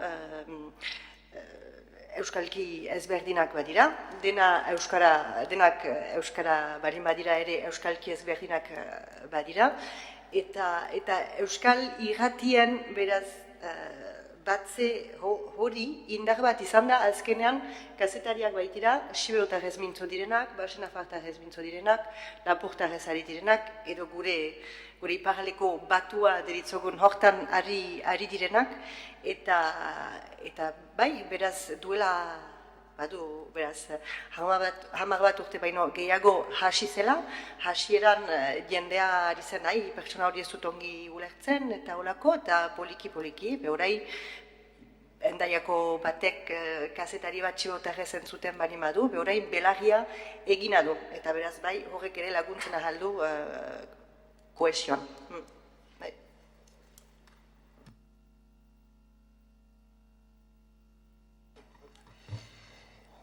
Yo creo que no sé si está bien hecha la pregunta. ¿Qué quiero decir con eso? ¿Tienen que contribuir los medios de comunicación a la construcción nacional de Euskal Herria o a la construcción de la identidad de Euskal Herria? Pues depende de la ideología de los que lo profesen. Para el que no tenga esa ideología, pues obviamente no, y es más, la combate, ¿no?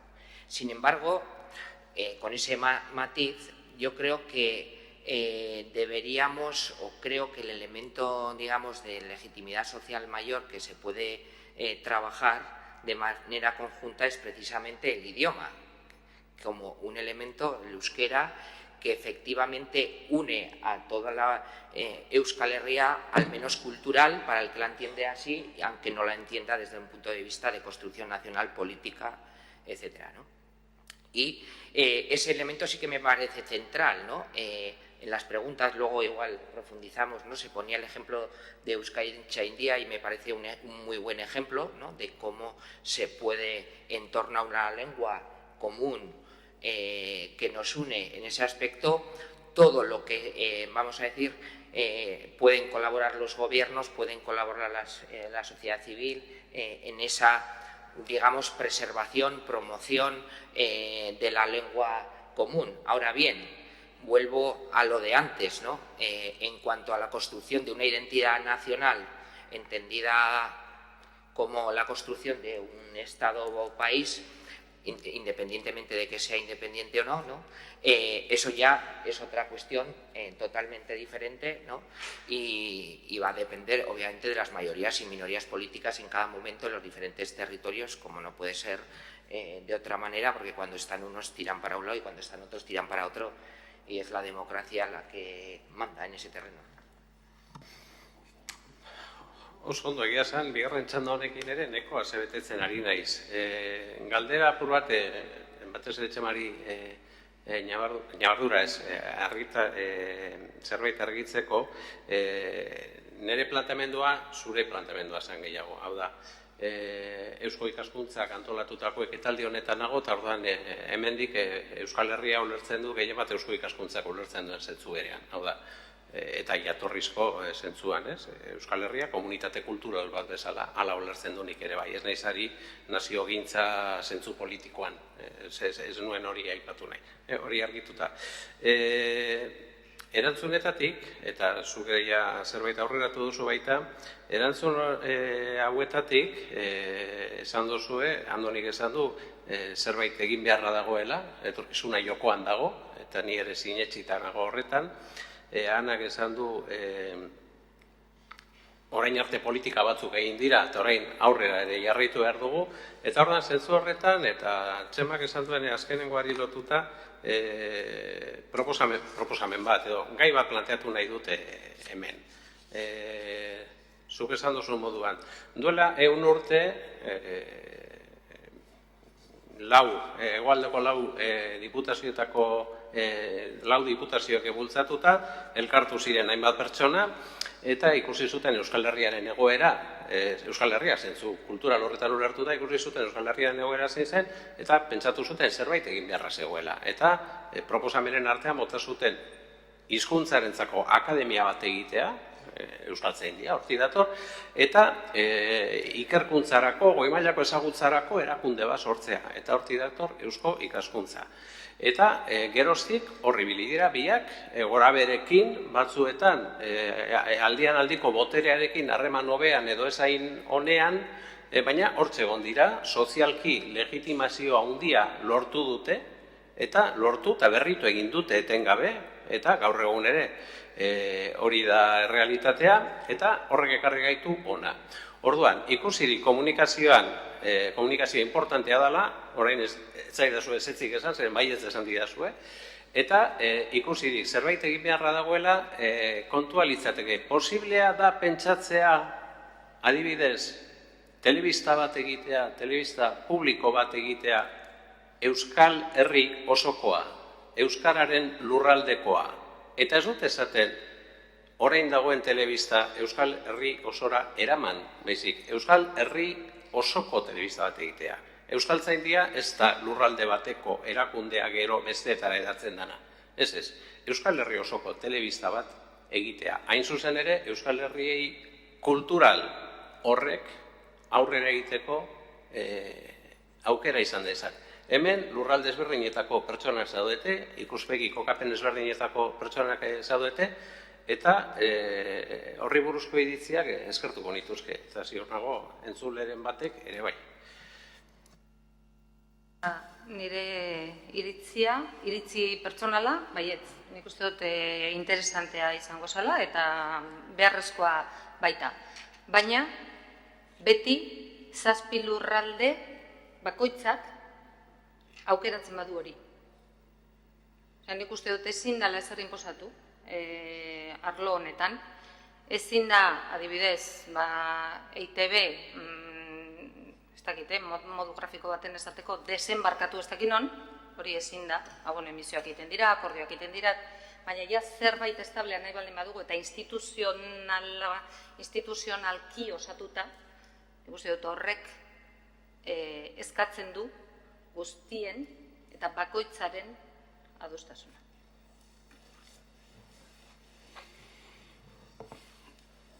Nik Eusko Ikaskuntzaren kongresu honetan, eta Eusko Ikaskuntzak nolabait mendigailurrera igotzen da eta begirada luzez begiratzen ditu aspektuak ez bakarrik kulturala baizik beste hainbat esparru. Nik hau uste dut desideratun modura edo planteamentu modura presente ukitzekoa dela. Errealitatea oso komplexua da. Gero komunikabide bat errealitate sensiblea eta komplexua da, garesti ere bada, erabakiak hartzeko modua eta planteamentua ere ikusi behar da. Beraz, pentsatzen dut belaunaldi luze bati begira, ez dakit. Hau, ez dakigu gaur egun daukagu konfigurazio bat geopolitikoa, estaduak eta gero ez dakit beste Europa batek ekarriko dituen beste realidad batzuk, ez dakiko, osea, gauzak hor egon daitezke, baina nik orain epe ertainera edola, ez dut ikusten desideratu baino, osea, bezala. Eta desideratu ditza esaten dudanean, ez dut ezer despreziatu nahi, zen ikusten dut ametsak, ikuspegi luzea eta zeak izaten direla inspirazio bide. Zerbait ginezaket, bai? Bai, oso interesgarria litzateke ere, baina jando zuen bezala oso komplexua da. Beraz, hori zenion, medio publikoa zen, zure galdea. Beraz, bai, denen instituzio guztien adostasunera heltzeko ere aski zaila da. Hitzarmenak badira, iduridu elkarlanak ari direla garatzen, hitzarmenak baitira Nafarroaren, EAren, EAEren eta Akitania Berriaren artean ere bai, baina Akitania Berria, ez dakit bakizuen ez zer den, baina hortan, iparraldea, zigarri tipia da. Beraz, aski komplexua da, bai, denen adosa behar balitz lortu, denbora beharko da. Eta hori, gero, berantago.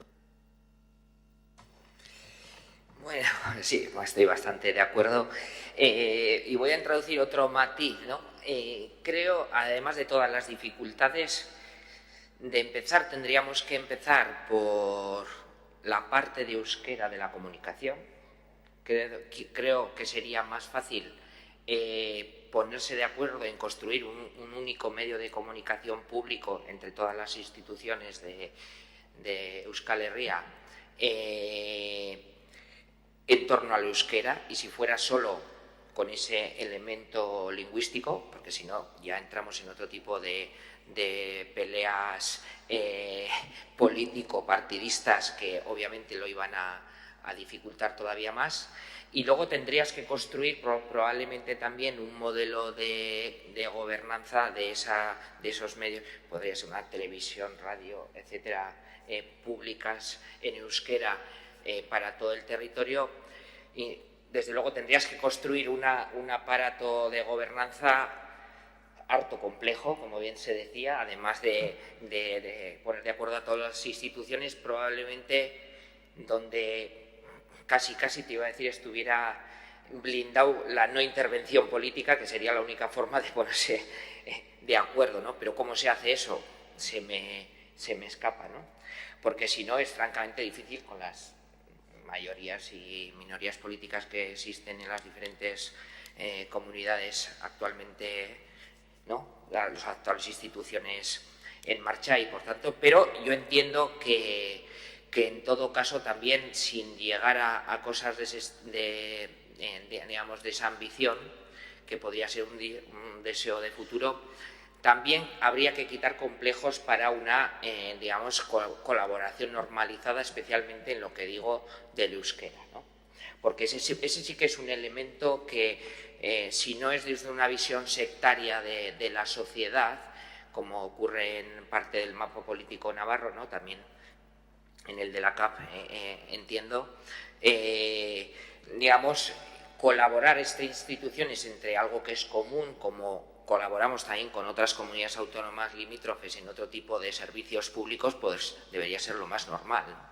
Y de hecho, en todo tipo de cuestiones políticas se viene colaborando de forma normalizada en la sanidad, en la educación, en cualquier otro ámbito. ¿Por qué no en el ámbito de la comunicación?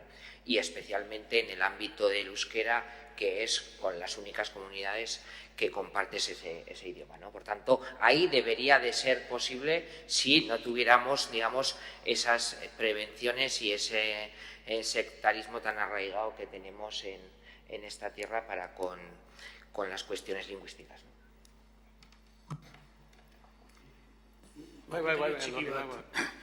Neri tokatzen zait eta nire zuzendaritza egitekoa da ITB-en argi luzeekin ibiltzea, estrategia bizibilitate horretan. Eta olako gauza bat planteatuz ezin dezakegu pentsatu egungo ereduak iraungo dutenik 15-25 urte. Osea, ereduen aldaketa drastikoa da, sustantiboa, estrukturala, hori badator, ez dugu gaur egun aldaketa datorrela badakigu eta norabidean zer izango den ez dakigu, baina seguru asko 15-25 urte barru egungo belaunaldi bat desagertu danean, beste bat izango da. Eta seguru asko askoz ere kolaboratiboa, askoz ere digitalagoa, askoz ere beste modua izango da. Ez dakit orduan estruktura potenteak bilatu behar dira, nik uste hau pentsamentu zaharra dela. Pentsamentu berria beste toki batzutatik joango da. Eta agian akordioak egin beharko lirateke elkartzen gaituen asuntotan eta elkartzen gaituen asuntotan. Hoxe, hortik hasi eta bideak egin. Eskerrik asko Andoni. Bueno, 6 eta 4 pasa dira, 6:30 itxi behar dugu maingurua eta nik orain nire protagonismoa zuei eman nahiko nizueke, zeuek ere lagundu dezazuen maingurua osatzen eta baldin baduzkazue galderak, interbentzioak eta hitza emango dizuete. Horreintxe bertan erregu bakarra egingo dut, bai, aurrean zaudetenuei, bai, inguruan zaudetenuei, labur aritzeko, horrela aukera izango dugu interbentzio gehiago izateko. Beraz, norbaitek nahi badu zerbait galdetu edo iruzkindu edo ontsi du aukera.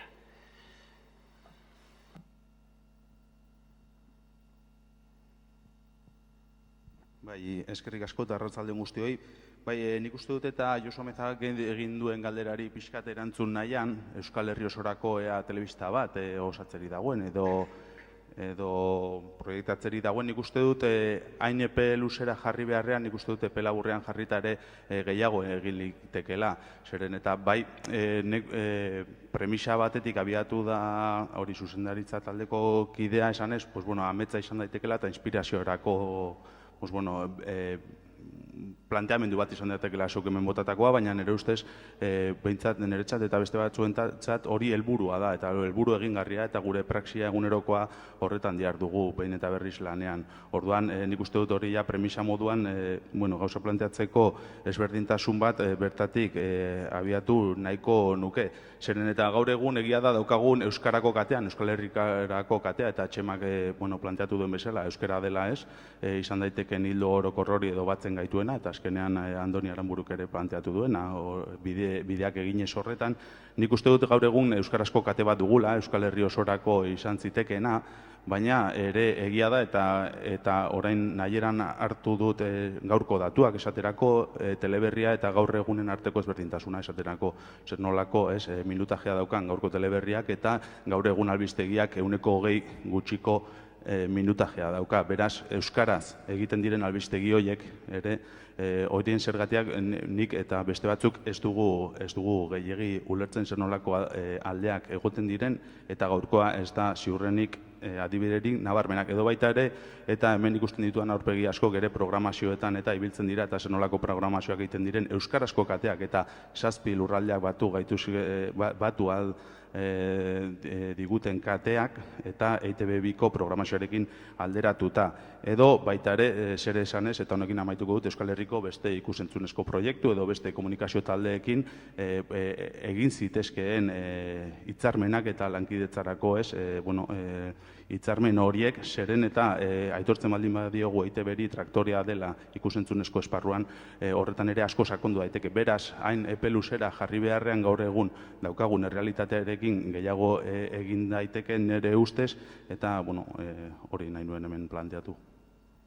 Eskerrik asko, Josu Andoni, ez egiten zeu zer esan nahi duzun alusioengatik, baina labur eskertuko dizu. Bai, bere iritziak eta respetatzen ditut eta oso ondo.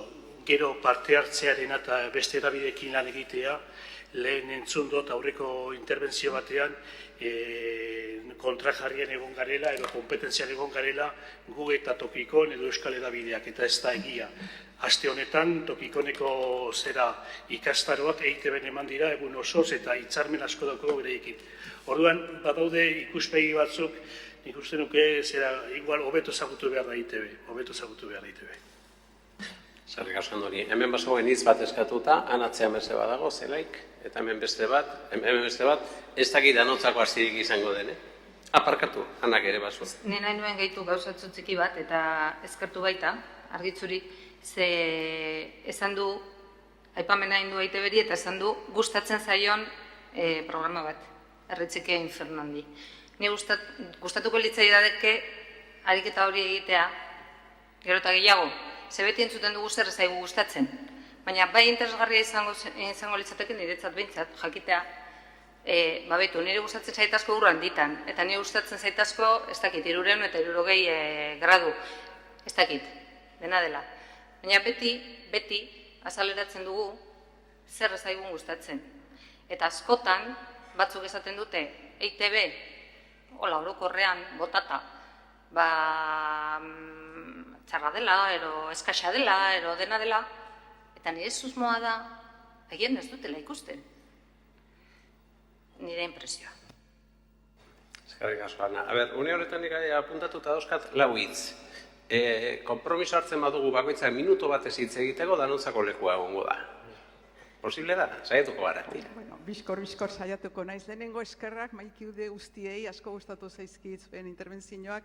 Eta bizka bat lehen Andoni jaunak zabaldu duen bidetik.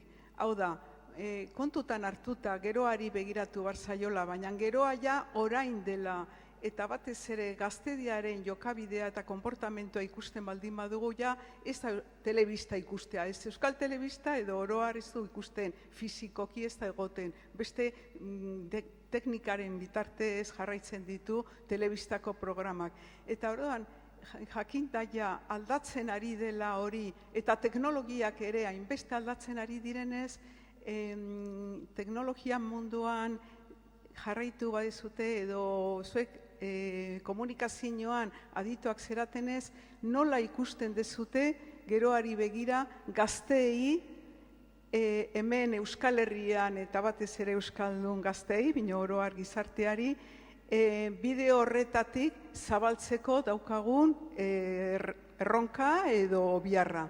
Horixe, badakite zela erraza, baina, hau da, benetan kontutan hartzen dugu gaztedia bide horretatik erantzun emateko hoiei eta Euskal Herria eraikitzeko bere kulturarekin? Eskerrik asko ondo bat egitzozue, amituko dugu interbentzioekin eta gero ronda bana nahiko dugu, txanda bana, erantzuteko eta ja azkeneko iritzia emateko baita. Zelaik dauka hitza uste dut? Arratsaldeon, nik lotu nahiko nituzke bi kontzeptu, aniztasuna eta Euskal Herri osorako telebista hori, ez? Eta galdera bat egin nahiko nuke.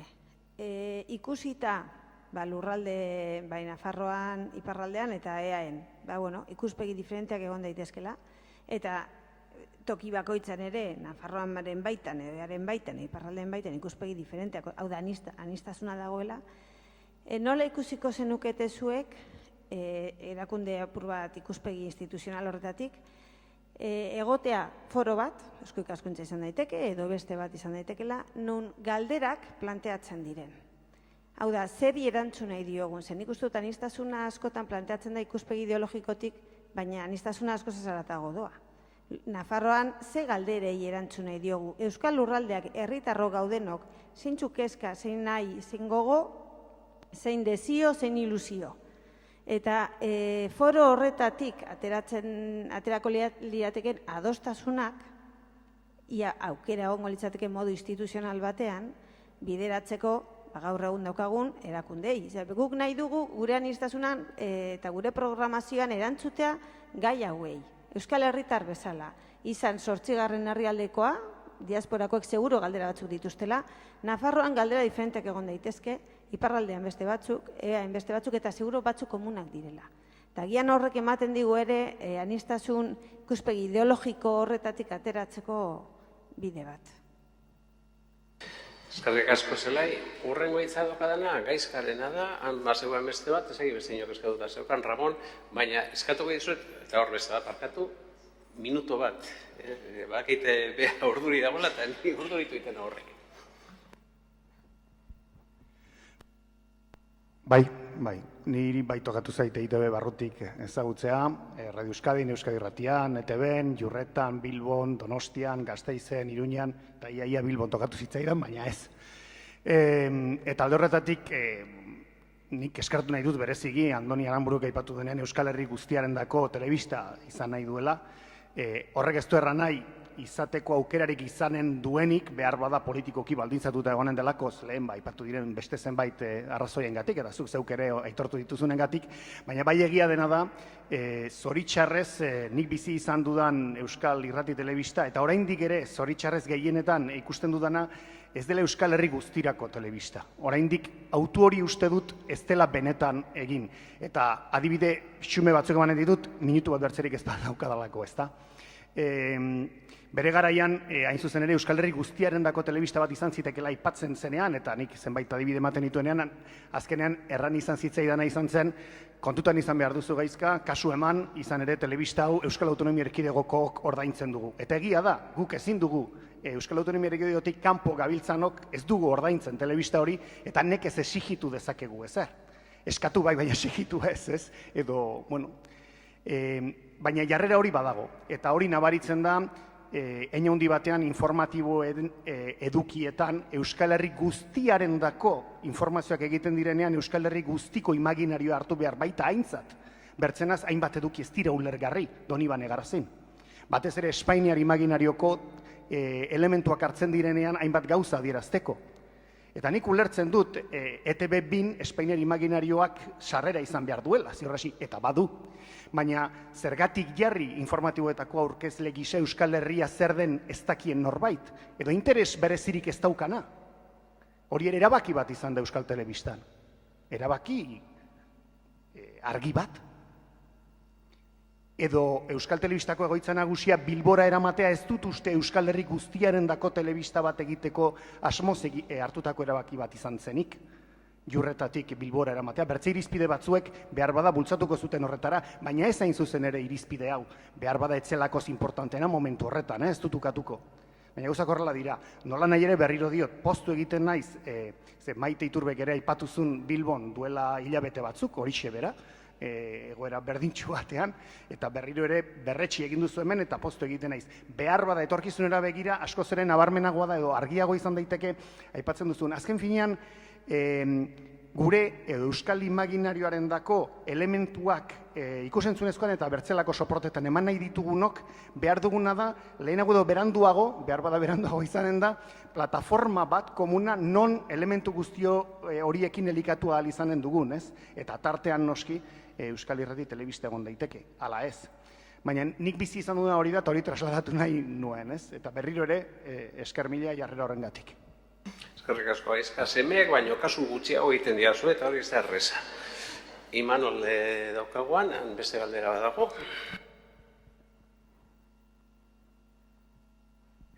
Bueno, kronometroarekin, arratsaldeon. Nik uste dut, telebistaz eta baideziki EITB-z ari garela, baina uste dut galdera kasu honetan komunikazioa zela oro har, eta nik bai planteatu nahiko nuken gogoeta, eta nik uste garrantzitsua dela kasu honetan, garai berrietan ez dut uste gako bakarrak emango dioni komunitate honi erantzun bat. Gako bakarra esatean EITB esatea da, esate baterako. Ez da, orduan, uste dut hor, aurrean daukagun erronka handietariko bat badela Euskaraz sortzen edo Euskal Herriko edukiak sortzen ari den 11 iturri, garai berri batera nola eramaten ditugu. Uste dut hor, Ramon Zailok gako garrantzitsu batzuk aipatu ditula zentzu, hau da, zeinetan, hain zuzen ere, sortzaile horiek guztiak, komunikatzaile horiek guztiak, komunitate berri bat eratu ahal izango duten. Bistan denez, EITB izango da hor, izango da nagusi, ekoizpenez, baina uste dut, are zabalagoa dela. Iparraldeak oso adibide egokia ematen digu, Ipar Euskal Herriak ez du izan edabide publiko bat, baina edabide sare komunitario eta aski zera bat, eraginkor bat sortzea lortu dute, bere muga guztiekin. Beraz, garai berri begira hor badago ikasgai bat. Eskerrik asko, hemen beste galdera bat zegoen, gero Ramon dago.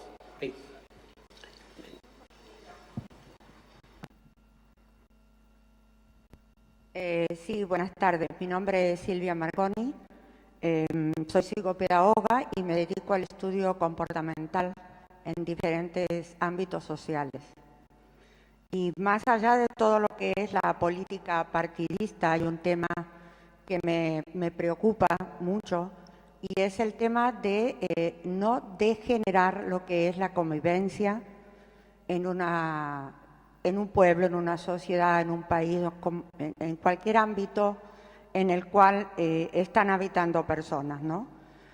Y justamente una de las ponentes, que me disculpa, no recuerdo el nombre, creo que fue tú, en este caso, comentaste que era difícil dentro del Parlamento ponerse de acuerdo porque es normal y hay diferentes opiniones, ¿no? Entonces, respondiendo un poco a lo que es el título del programa, creo que hay algo que también debemos prestar mucha atención, ¿no? Y es que la diversidad y la cohesión también se demuestra en la línea actitudinal y en la línea conductual. Es tremendamente importante la parte educativa, más allá de todo lo que sería una política partidista, que hay que respetarla con sus reglamentos, con su jurisprudencia, ¿no? Quienes venimos viviendo, como en mi caso, que tengo un acento diferente porque soy española, ítalo-argentina, aquí hay una explosión de carácter.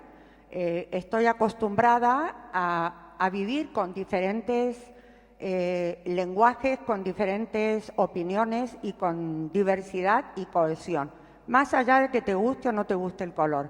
Entonces, por eso mismo es que me gustaría que planes de acciones concretos culturalizaran justamente la sociedad en diferentes comunidades para arribar a una convivencia sana, que me parece que a partir de una mentalidad sana comienzan a surgir logros sanos. Nada más que es una pequeña aportación. Muchas gracias. Eskerrik asko, Silvia. Ramon, azkenengo hitza emango dizut. Ramon, minutu bat.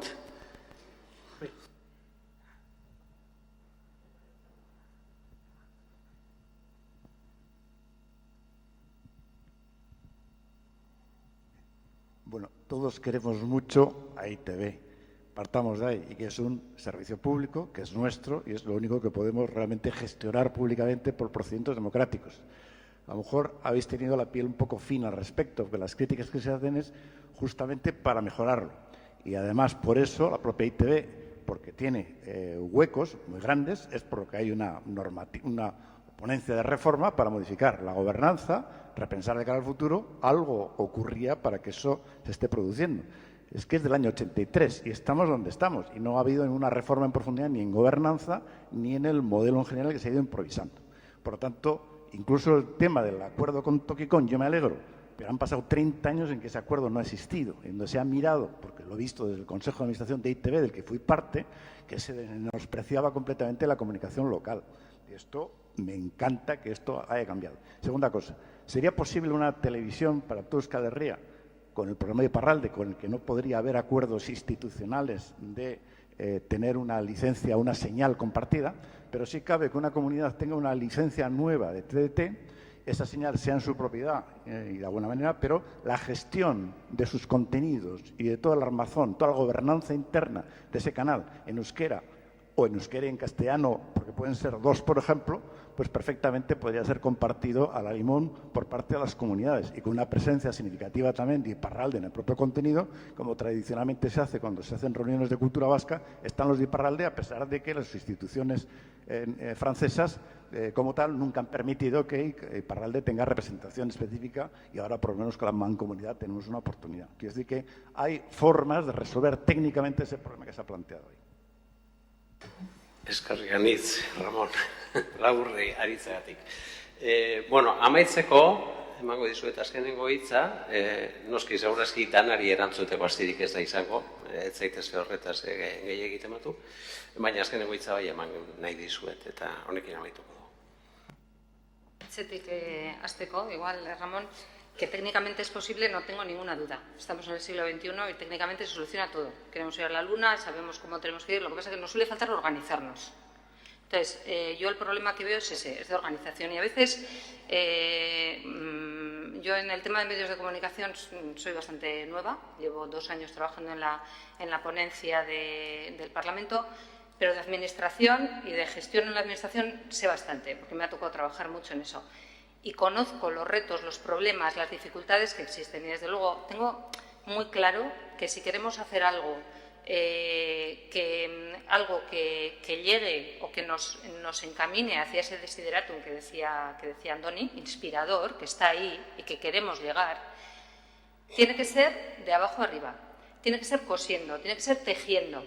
Me gusta el nudo de Eusko Ikaskuntza. O sea, tenemos que coger todo lo de abajo y tenemos que tejerlo, que me parece más bonito que construirlo en este caso, para conseguir hacer algo. Y eso no necesariamente tiene que ser algo institucional, rígido, estable, tal. Porque estamos en un momento, que lo ha dicho también alguien por ahí, y Andoni también, en un momento de transformaciones muy grandes. Y yo creo que las políticas de arriba abajo no sé si van a desaparecer. Seguramente no, porque algo quedará. Pero desde luego de abajo arriba es lo que a partir de aquí, y ya desde hace un tiempo, tenemos que ir construyendo, ¿no? Y un poco en la misma línea zelaik esan duena nik uste dut antzeko zerbait erantzungo nioke.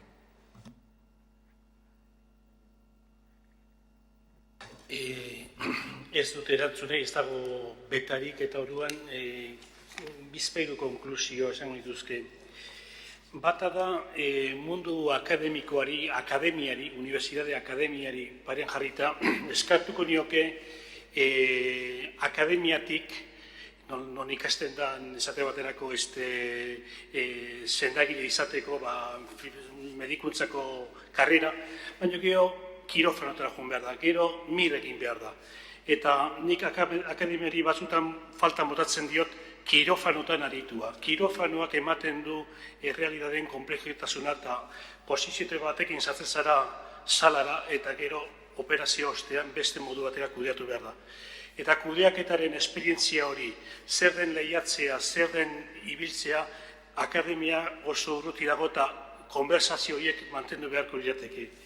Bigarrena, gonbidatuko nuke ere, egiten diran apreziazioak egiten beri buruz apriorismo batzuekin ere egiten dira. Seguru asko, aipatu duzunean tokikon, zu administrazio kontseiluan ja urteak dira konzinela.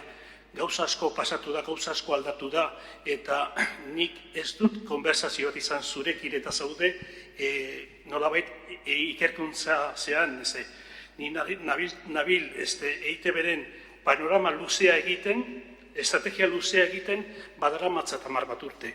Ez diezu ezautu elkartu. Eta etzaik gertatu ere Josurekin. Eta nik uste dut, gonbite bat egiten dizuet, hurbilketa bat, azterketa finagoa ere egiteko. Ze bestela, ez dugu elkargune punturik. Zea, matematikak konjuntoetan, egoten da konjunto intersezio bat, eta intersezio hori landu beharrekoa da. Eta bukatzeko EITB aldaketa sakonetan dago barrutik ere, alde batetik parlamentuan nahi dira euren erreflexio egiten, parlamentuari dagokio. Parlamentuan ez badira lege aldatu ez begiratu EITB-ri. Hori parlamentu eta politikoen tema da. EITB-en barrutik aldaketa sakonak egiten ari gara, jendea ez da horren berri, barrutik ari garelako, baina gero kanpotik parlamentutik ere aldaketa batzuk egiten. Eta espero dut hurrengo 3-4 urtetan EITB oso vanguardian jartzea aro digitalean. Gauza asko gertatu behar du epe laburrean.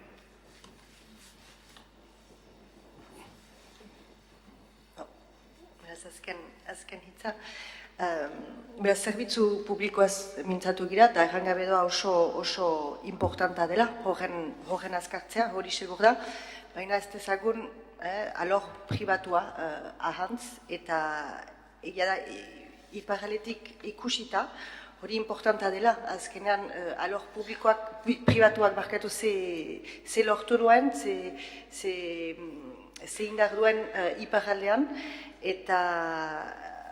eta justuki pixka bat hor galdera batetan aipatzen ziren gaur egungo erronkak eta belaunali berriak ekartzen dituzten erronka horiei komunikabideak nola erantzun. Horiek erantzuteko iparraldeko euskal hedabideak ari dira hor biltzen eta elgarrekin lan bat eramaiten, geroari begira, justuki azkarrego izaiteko eta elgarrekin lan egiteko. Eta hori aipatu nahi nuen, beraz denak pribatuak dira, hor bara beraz telebista bat, internetez bideko telebista bat, kanal duena izena, badira beraz Euskal Irratiak biltzen dituen federakuntza, Euskal Irratiak, baina bada ere bai beraz elektronikoki berriak emaiten dituen plataforma bat, herria deitzen den aldizkari bat, etc.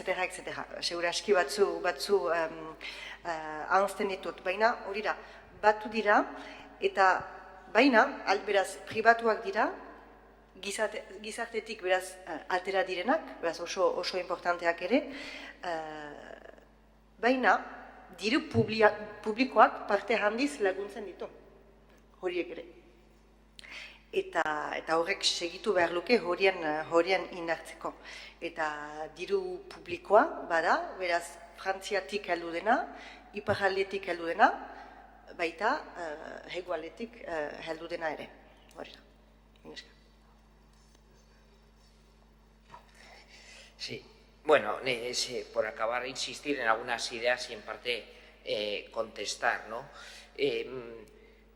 Yo creo que lo fundamental ya lo he comentado. Mi visión es que, digamos, si algo hay que profundizar en el trabajo en común, no solo entre instituciones, sino también con la sociedad civil, como se apuntaba por ahí, ¿no?, es en torno a, digamos, a la promoción del euskera, a la lengua en general, porque es el elemento de unión clave, ¿no? Y para poder hacerlo bien y hacerlo con la fortaleza de las instituciones, yo creo que una de las cosas que podría justificar esa colaboración institucional es precisamente que con más medios lo vas a poder hacer mucho mejor y de más calidad. Porque si no, cada cual puede hacer sus pequeños medios de comunicación en euskera, promocionar lo que pueda, como en realidad se hace hoy día, ¿no? Y sin embargo, en la colaboración de todos le puedes dar una fortaleza y una presencia muy importante, ¿no? Pero para hacerlo bien, pues insistir en algunos de los elementos, ¿no?, que se tienen que hacer con el máximo consenso posible, con ese criterio de respeto a la pluralidad.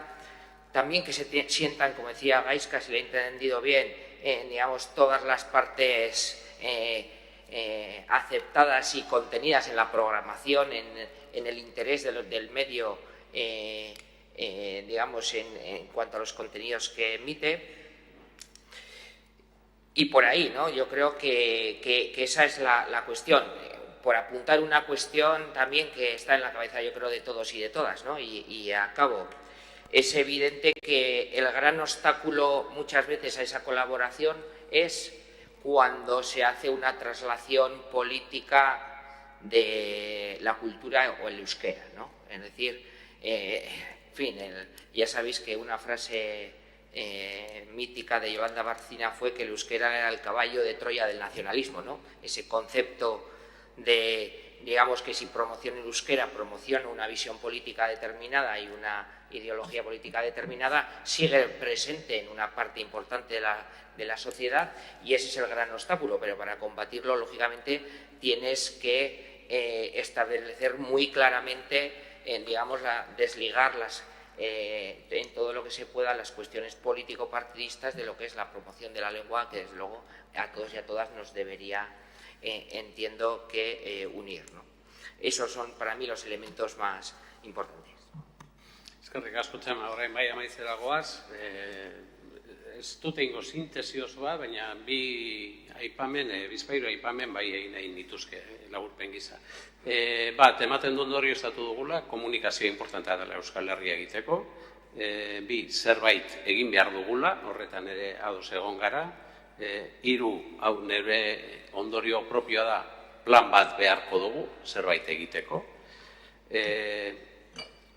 Lau, euskarak baditu ezaugarri batzuk eta hizkuntzak badu ahalmen bat, beste faktore batzuek ez dutena Euskal Herri mailako zerbait egiteko, eta hori oso kontuan hartu behar da. 5, herri iniziatibatik datozen ekimenak ari dira saretxo bat osatzen. 6, Andonik defizit bat oso kezkagarria jarri du oraintxe mahai gainean, berak adibide bat ipini du, estrategia arduraduna eta akademia. Ez dugu elkartokatzen defizit bat da, eta ondo dago hemen ateratzea, hori gainditzeko, eta 7, asko gustatu zait arkitekto batek esatea, eraiki barik ehundu egin behar dela. Hori arkitekto baten ahotik entzun da oso interesgarri horitzen zaitu. Orduan, nik uste dut, hain zuzen ere, horrelako defizitak, horrelako plana, horrelako zerbait egin beharra eta bar eratu alizateko, eguntzeko gaude hemen, nik uste dute abia puntua baino ez da lau, hau ez da kongreso, hau ez da amaiera bat, hau hasiera bat baino ez da, eta ni ideia horiekin gelditzen, eskerrik asko zuei etortzeatik, eta zuei ere parte hartu eta horregoteatik. Agur.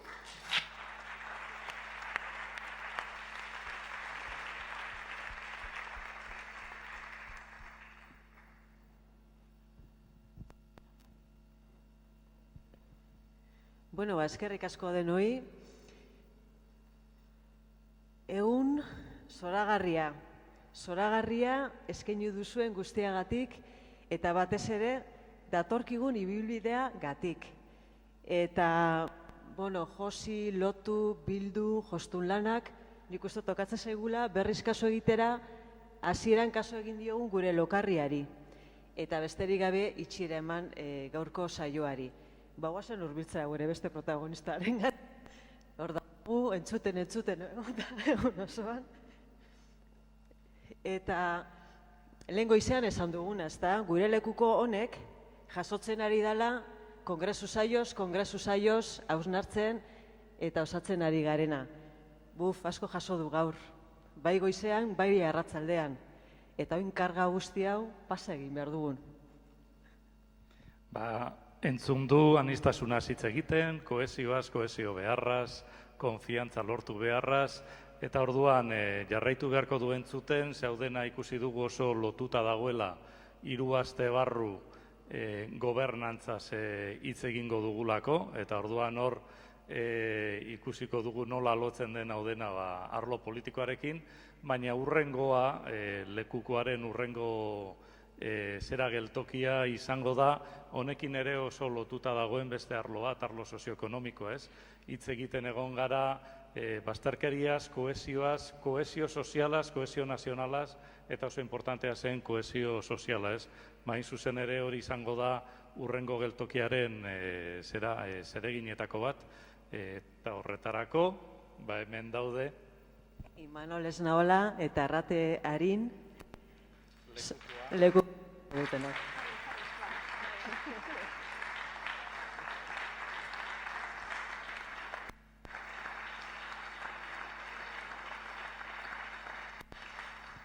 Bueno, esan behar da, kriston erantzunkizuna sentitzen dela, Hementxe, justo, saioan hitzeko kongresu hontan, erdi-erdira iritsi gera, eta nik uste sekulako ibilbidea, energia, mamia jaso dela, eta esperoko dugu Bilbon, esatea Bilbon 3 gai ditugu, bat ongizatea eta kohesio sozialari lotuta, bigarrena, Imanol arduraduna dena, lurralde estrategiak eta jasangarritasunari lotuta, eta baita ere, enpresa ereduak eta lan harremanak, hau da, aberastasuna nola sortu eta ze eredu hortarako.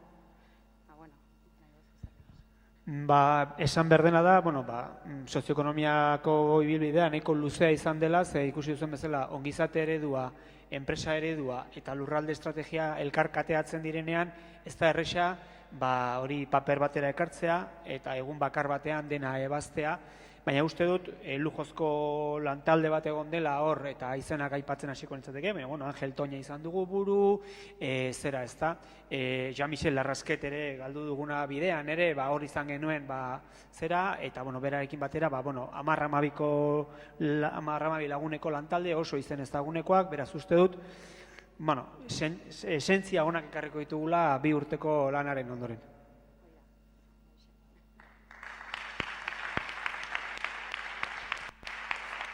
Bai esan behar dena, izena eman ez baduzu eta interesa baldin baduzu, lehen bailen emateko ze 200 leku daude eta hortxe gabiltza.